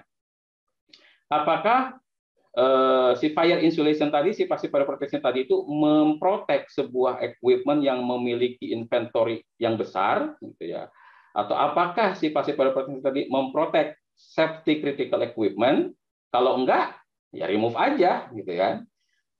Tuh, mengenai ukuran inventory ini setiap company beda-beda. Ada company yang parameternya misalkan pressure kali volumenya harus sekian bar meter kubik, ada juga company yang pakai parameternya misalkan kalau hidrokarbon liquid dikategorikan inventory besar itu kalau lebih dari sekian ton, ada itu macam-macam lah ya, tergantung standar dari masing-masing company, dari masing-masing perusahaan. Yang pasti kalau dia tidak memproteksi equipment yang inventory-nya besar tadi, ya remove aja gitu ya. Oke. Atau dia tidak memproteksi safety critical equipment, ya remove aja sih passive fire protection-nya tadi. Nah, Kalau ternyata memproteksi hal-hal tersebut, next ke pertanyaan selanjutnya yang ini. Apakah pacifier protection tadi itu memprotek equipment atau structure yang terletak di medium fire potensial atau high fire potensial? High fire potensial itu maksudnya begini. Jadi ini sebuah area yang potensi terjadinya kebakarannya itu tinggi. Contohnya di mana? Di area fire heater, gitu ya, atau di area kompresor.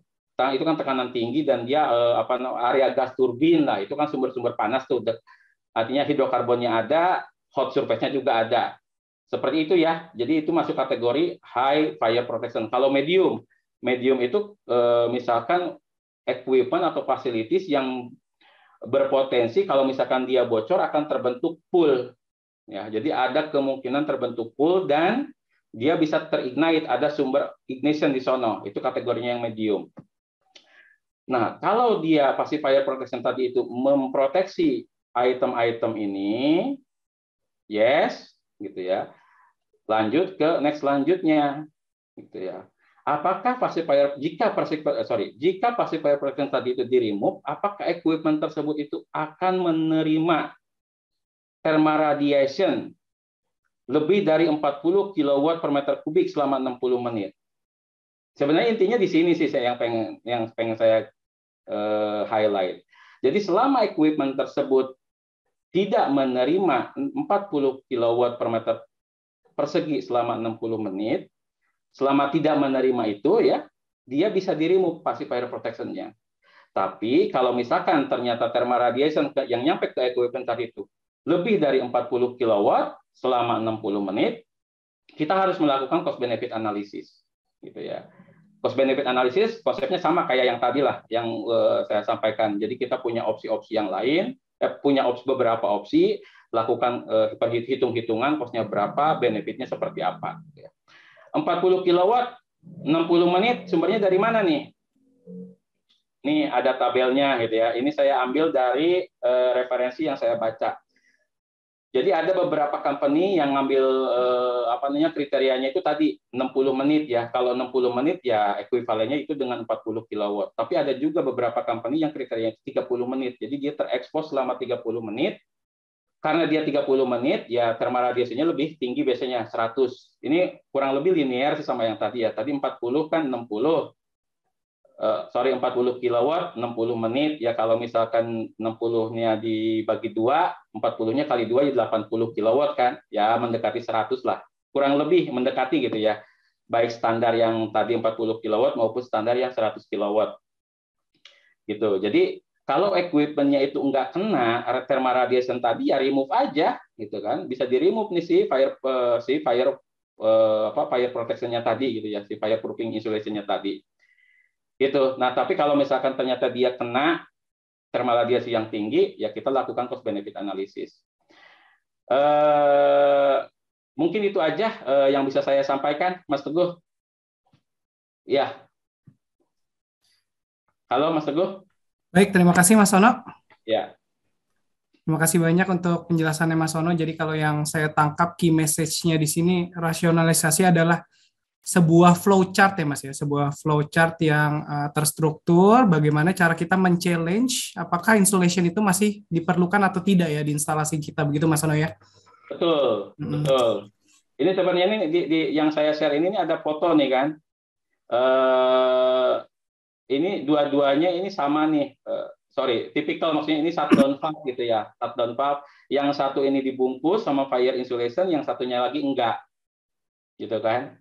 Yang satunya enggak. Ini yang enggak ini kenapa kok dia bisa sampai enggak nih, gitu kan? Karena dia instead of pakai fire insulation gitu ya, dia memilih opsi yang lain. Menurut cost benefitnya dia lebih bagus pakai fire wall. Ini nih firewall-nya, gitu ya.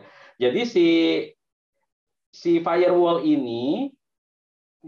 yang ini itu akan memproteksi ISDV yang ini, shutdown valve ini dari area katakanlah wellhead-nya ya. Wellhead-nya itu adanya di area sini nih, di area dalam sini. Itu dengan cara dipasangin firewall.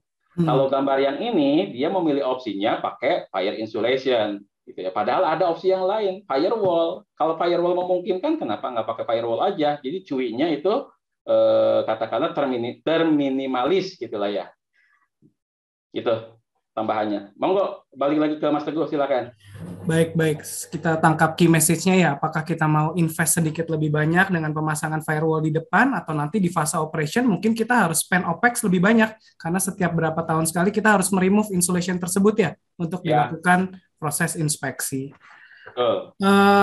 Baik, terima kasih untuk pemaparannya para narasumber. Mungkin sekarang kita langsung lanjut ke sesi tanya-jawab ya. Sudah cukup banyak nih pertanyaan yang masuk. Ini kita mungkin mohon maaf kalau tidak bisa dibacakan semua, akan coba saya pilihkan beberapa pertanyaan yang menarik. Yang pertama ini adalah ada 2 pertanyaan yang cukup sama dari Pak Wawan dan Pak Arfan mengenai resiko CUI di pipa kriogenik. Nah, ini cukup menarik nih, karena kriogenik kan suhunya sangat rendah, mungkin airnya membeku. Gimana ini efeknya Pak Tigor atau Ibu Farih? Ya, makasih Mas Teguh. Tadi sebenarnya saya mau menangkap tadi yang disampaikan oleh Kang Ono, tapi nggak apa-apa. Jadi gini, kalau kita ngomongin sirogenik ya, memang risiko korosi untuk ketika temperatur rendah itu risiko korosinya rendah. Jadi even CUI pun ketika kita ngomongin di sirogenik, risiko korosinya juga tidak ada ya. Hanya saja yang perlu kita khawatirkan adalah ketika terjadi atau area interface di mana terjadi perubahan temperatur dari kondisi sirogenik ke kondisi yang lebih tinggi ya, di mana kondisi itulah adalah ketika nanti mulai sweating ya, atau terbentuk kondensasi ya. Nah, kalau terbentuk kondensasi, baik lagi tadi waternya. Nah, waternya itulah yang kita harus cegah. Jadi selama waternya masih dalam bentuk fasenya adalah solid ataupun gas, itu bukanlah elektrolit. Tadi kenapa maka saya mulai dengan 4 komponen yang wajib ada, harus ada elektrolit. Nah, disitulah water itu berperan gitu ya. Mudah-mudahan itu bisa menjawab ya. Iya, sepertinya cukup jelas sekali Pak Tigor, harusnya menjawab pertanyaannya Pak Arfan dan Pak Wawan. Lalu selanjutnya masih mengenai kondisi operasi, bagaimana dengan pipa underwater? Ini ada pertanyaan dari Pak Munirul, untuk coating underwater bagaimana caranya untuk meminimasi CUI? Untuk coating underwater, bagaimana cara meminimasi CUI? Ini saya nggak ngerti nih. Pipa dalam laut gitu kayaknya. Pipa dalam laut, betul. Yang di coating, apakah ada resiko CUI di sana? Pipa dalam laut pipa dalam laut itu kan umumnya kalau misalkan dia dikubur, dia itu biasanya kan, kalau pipa di dalam immerse di water, biasanya dia selain ada coating, dia juga ada CP. Jadi kalau kita berbicara in term of corrosion, sebenarnya kita sudah punya 2 barrier ya, tadi ada coating, kemudian ada CP untuk mencegah laju korosinya gitu. Jadi itu sebenarnya sudah cukup. Tapi saya takut misunderstood ya, pertanyaan ini, apakah pertanyaannya gimana mengaplikasikan coating underwater atau gimana ya? Tapi anyway, kalau kita ngomongin pipa underwater gitu ya kita tadi punya preferensi sudah 2 ya. Ada memang pipa underwater itu wajib di coating, kemudian tadi ada cathodic protection yang bekerja juga di situ. Mungkin nanti Pak Munirul bisa memperjelas lagi pertanyaannya lagi ya. Ya, atau boleh open mic. Ya, silakan mungkin Pak Munirulnya tuh kalau bisa mungkin open mic gitu ya. Ya.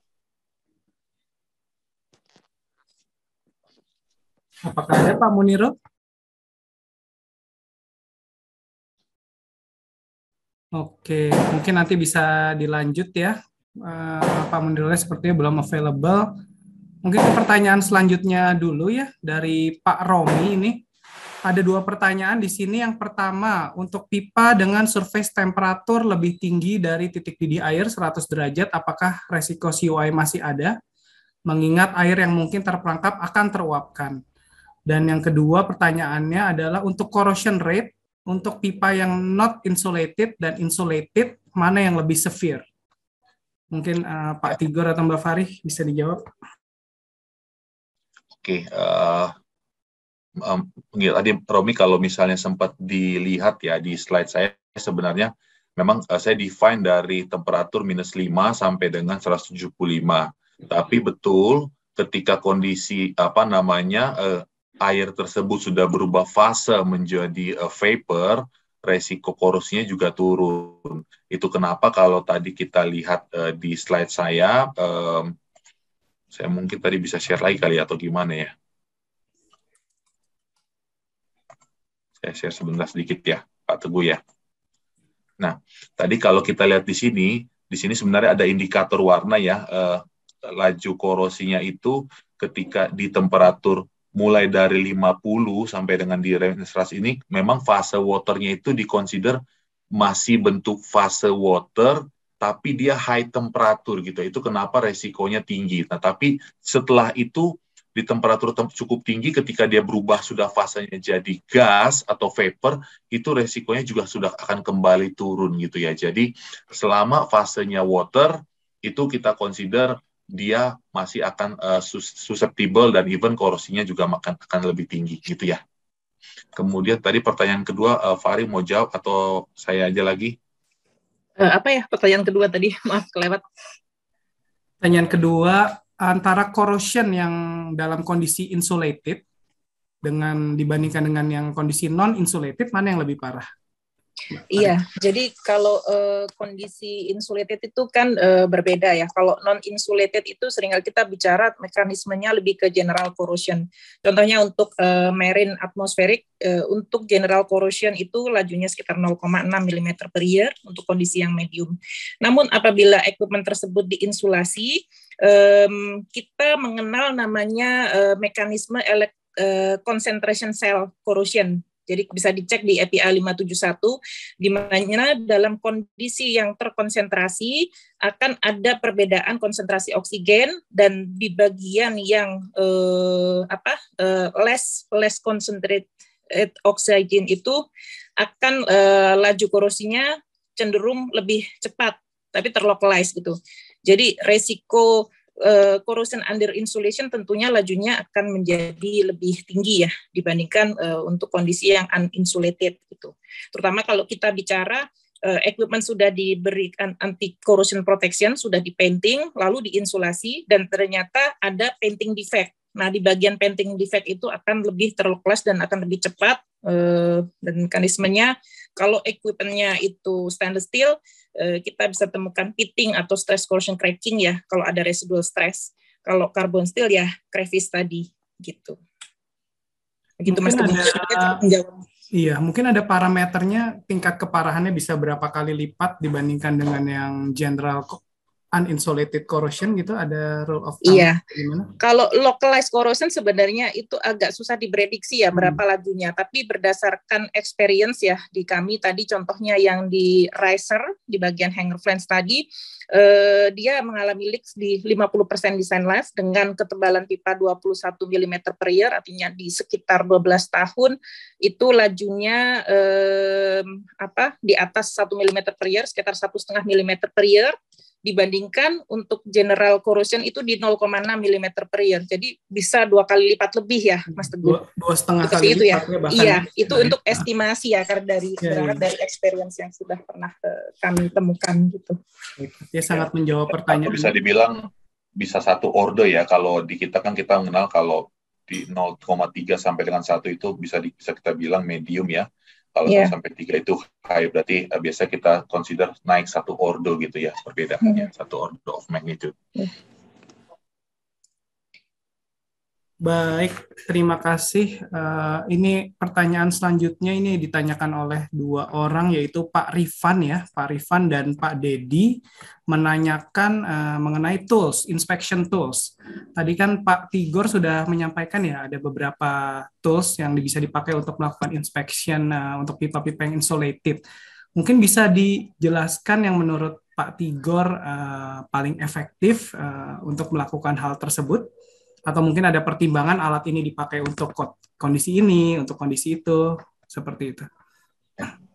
Baik, balik lagi ya Pak Rifan, sependek yang saya pahami tadi, fungsi dari inspection ini lebih ke kita mendeteksi di mana area yang lebih prone terhadap SUI. Area yang lebih prone itu apa? Tadi adalah area yang susceptible terhadap water ingress gitu ya. Jadi kuncinya pertama di situ. Jadi ada beberapa tools yang di-define, tetap dia kunci adalah mendeteksi di mana kira-kira water ingress itu terjadi. Nah, tools-toolsnya itu tadi selain monitoring water ingress, yang kemudian tadi saya sampaikan ada infrared, fungsinya juga seperti itu. Dia membaca temperatur untuk memastikan, oh di sini kira-kira ada accumulation water.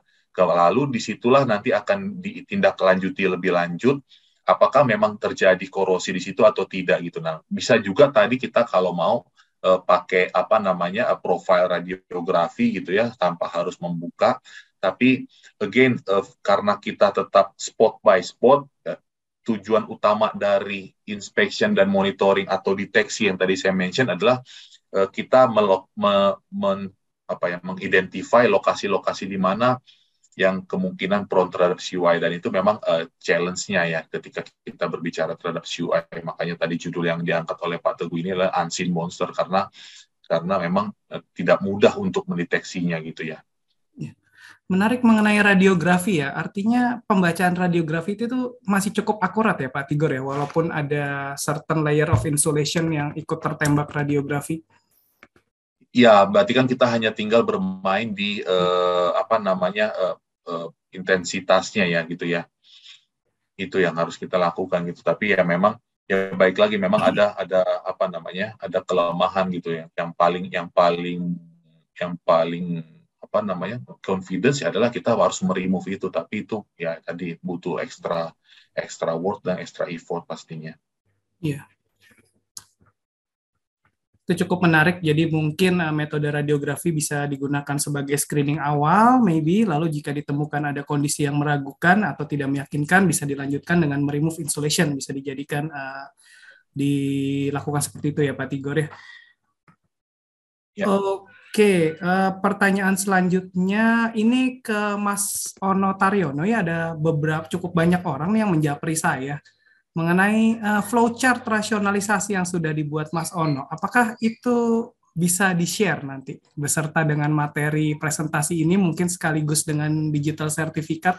Ini cukup banyak yang menjapri saya nih. Kayaknya banyak yang mau memakai flowchart-nya Mas Ono nih. Ini sebenarnya hak paten ya. Hak patennya Lab Solution sebenarnya. Jadi, tapi nggak apa-apa. Demi kemajuan ilmu teknologi, demi sharing pengetahuan, nanti bisa saya share. Sebenarnya sih apa yang saya bikin flowchart itu tuh adalah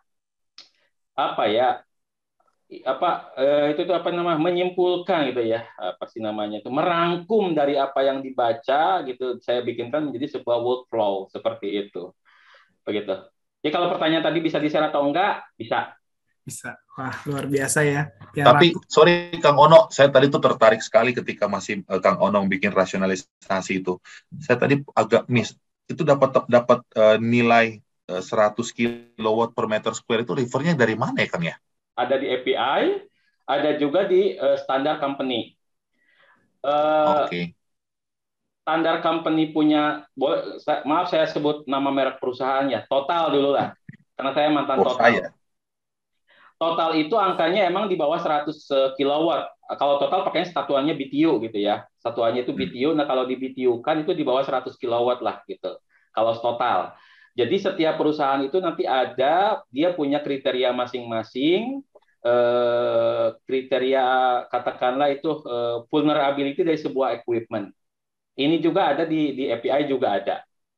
Tapi yang lebih lengkap biasanya yang ada di guidance perusahaan masing-masing, itu biasanya lebih lengkap. Oke. Makasih, Kang. Ya. Masih mute, Om Teguh. Sorry. Jadi mungkin menjawab pertanyaan teman-teman yang menjapri saya ya. Nanti rekaman dari webinar ini akan diposting di channel YouTube-nya Lab Solution. Sedangkan untuk slide presentasi dan flowchart rasionalisasi yang tadi telah dibuat oleh teman-teman di sini juga akan di-share bersama dengan digital sertifikat. Jadi minta tolong bantuannya untuk mengisi daftar absensi ya di kolom chat ya, agar kita bisa tepat mengirimkannya ke alamat email yang benar. Oke, pertanyaan selanjutnya ini cukup banyak ini pertanyaannya. Ini dari Pak Ilham. Pak Ilham menanyakan, dalam CUI management, terutama di piping, metode apa yang sesuai untuk menentukan inspection interval? Apakah RBI, potential failure, atau bagaimana?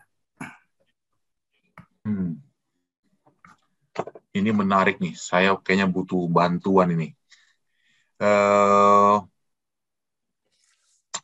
Beberapa referensi yang saya baca memang kita bisa merefer ke RBI ya, karena tadi kita sudah bisa pertama kita bisa mendefine dulu operating condition kita seperti apa, lalu tadi kita sudah punya term reference juga berapa ekspektasi CUI yang bisa terjadi resikonya, jadi kita masih bisa tentukan interval dengan menggunakan RBI itu ya. Cuman memang ini agak tricky ya, balik lagi karena saya paham gitu ya, kita perlu ada mungkin saya bilang fine tuning ya ketika kita melakukan metode RBI itu. Kalau kita belum bisa mendefine dengan clear setiap resiko-resikonya, maka mungkin kita bisa mulai dengan pendekatan di awal. Mungkin kita bisa pakai approach time base gitu ya, instead of langsung ke risk base gitu ya. Mungkin itu kali ya kalau dari saya. Nggak tahu, mungkin ada teman-teman lain yang dari inspection atau Fahri yang mau nangkap ya. Kalau dari saya menambahkan ya, Mas Tigor, kalau dari sudut pandang seorang proses safety, saya akan lebih prefer risk based, ya, risk based inspection. Karena dengan risk based inspection itu kita bisa mengoptimize dari sisi, katakanlah dari sisi duit lah, dari sisi cost gitu ya. Jadi kita benar-benar melakukan inspeksi itu udah berdasarkan risk, berdasarkan risiko.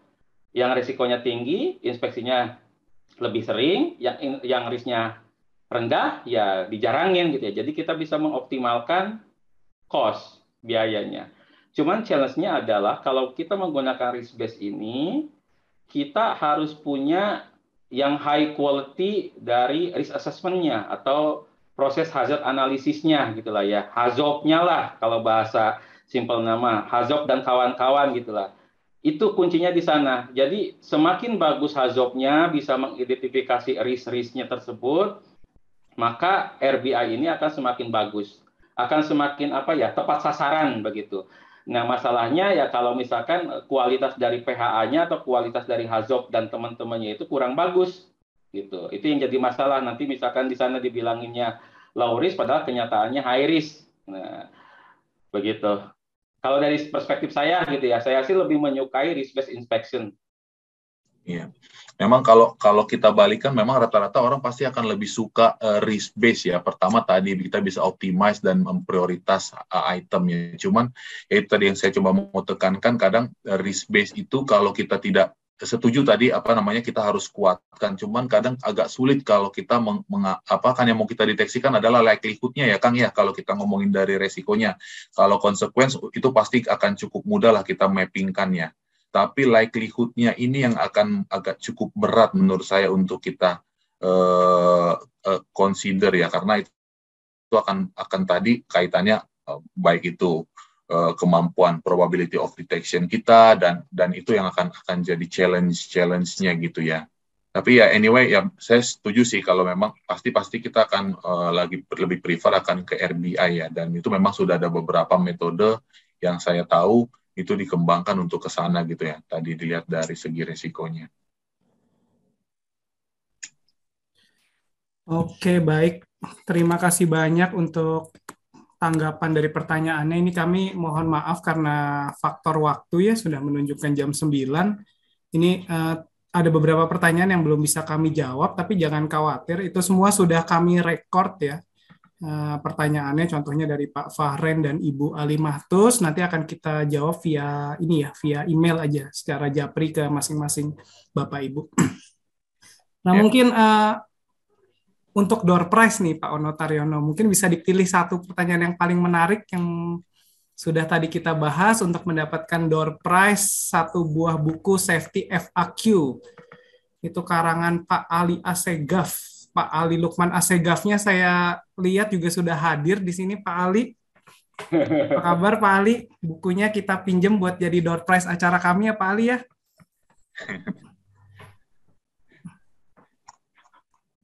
Untuk pertanyaan mungkin Mas Tigor atau Mbak Fari aja, karena tadi pertanyaannya lebih banyak ke arah cuinya, bukan ke arah proses safety-nya gitu ya. Jadi silakan Mas Tigor, mungkin tadi dari pertanyaan Mas yang ke Mas Tigor atau Mbak Fari ada yang menurut Mas Tigor atau Mbak Fari layak mendapatkan door prize itu ya. Semua pertanyaan bagus, tapi mungkin ya Mas Tigor atau Mbak Fari harus memilih salah satu gitu, yang terbagus dari yang bagus begitu Mas. Monggo, ada nggak?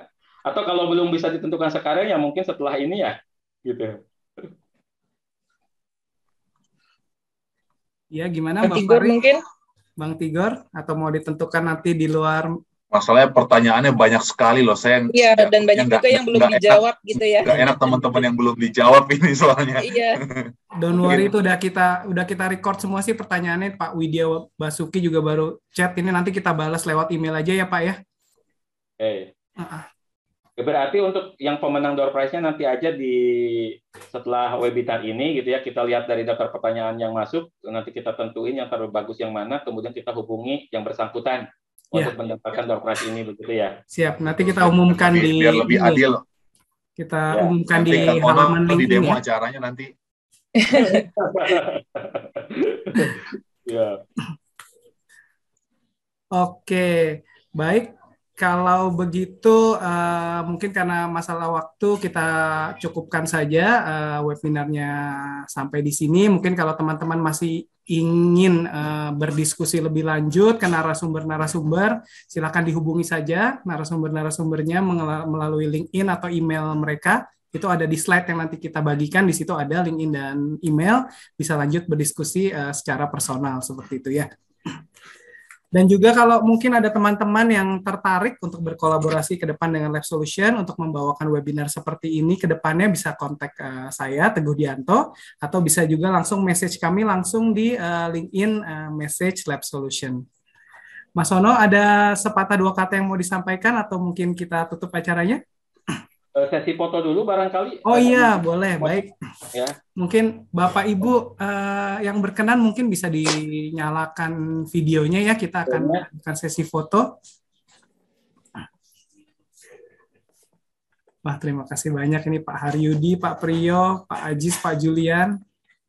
Pak Julian ini saya kenal nih Pak Julian ini. Ada Mas Rifan ini yang tadi bertanya. Ayo dinyalakan webcam-nya Bapak Ibu.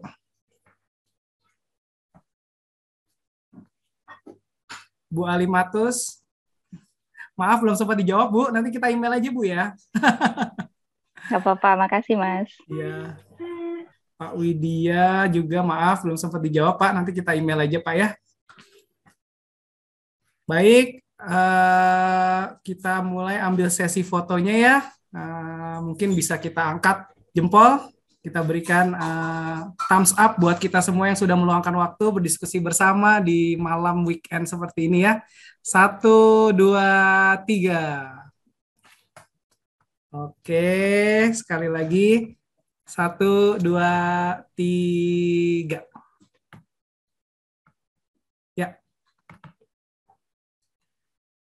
Oke, terima kasih. Kalau begitu, akhir kata terima kasih banyak ya atas kehadiran teman-teman dan semua narasumber pada malam ini. Semoga topik yang dibawakan bermanfaat bagi kita semua dan, amin. Dan bisa digunakan untuk meningkatkan keselamatan ya di tempat kerja Bapak Ibu masing-masing ya. Saya mohon izin untuk tutup acaranya. Selamat malam dan sampai bertemu kembali di acara proses dan proses safety talk bulan depan.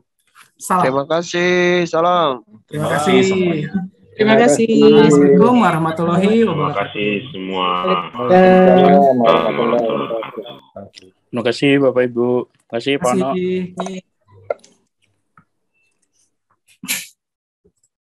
Terima kasih Pak Tigor. Terima kasih Bu Fari. Terima kasih Kang Ono, Mas Teguh, Pak Tigor.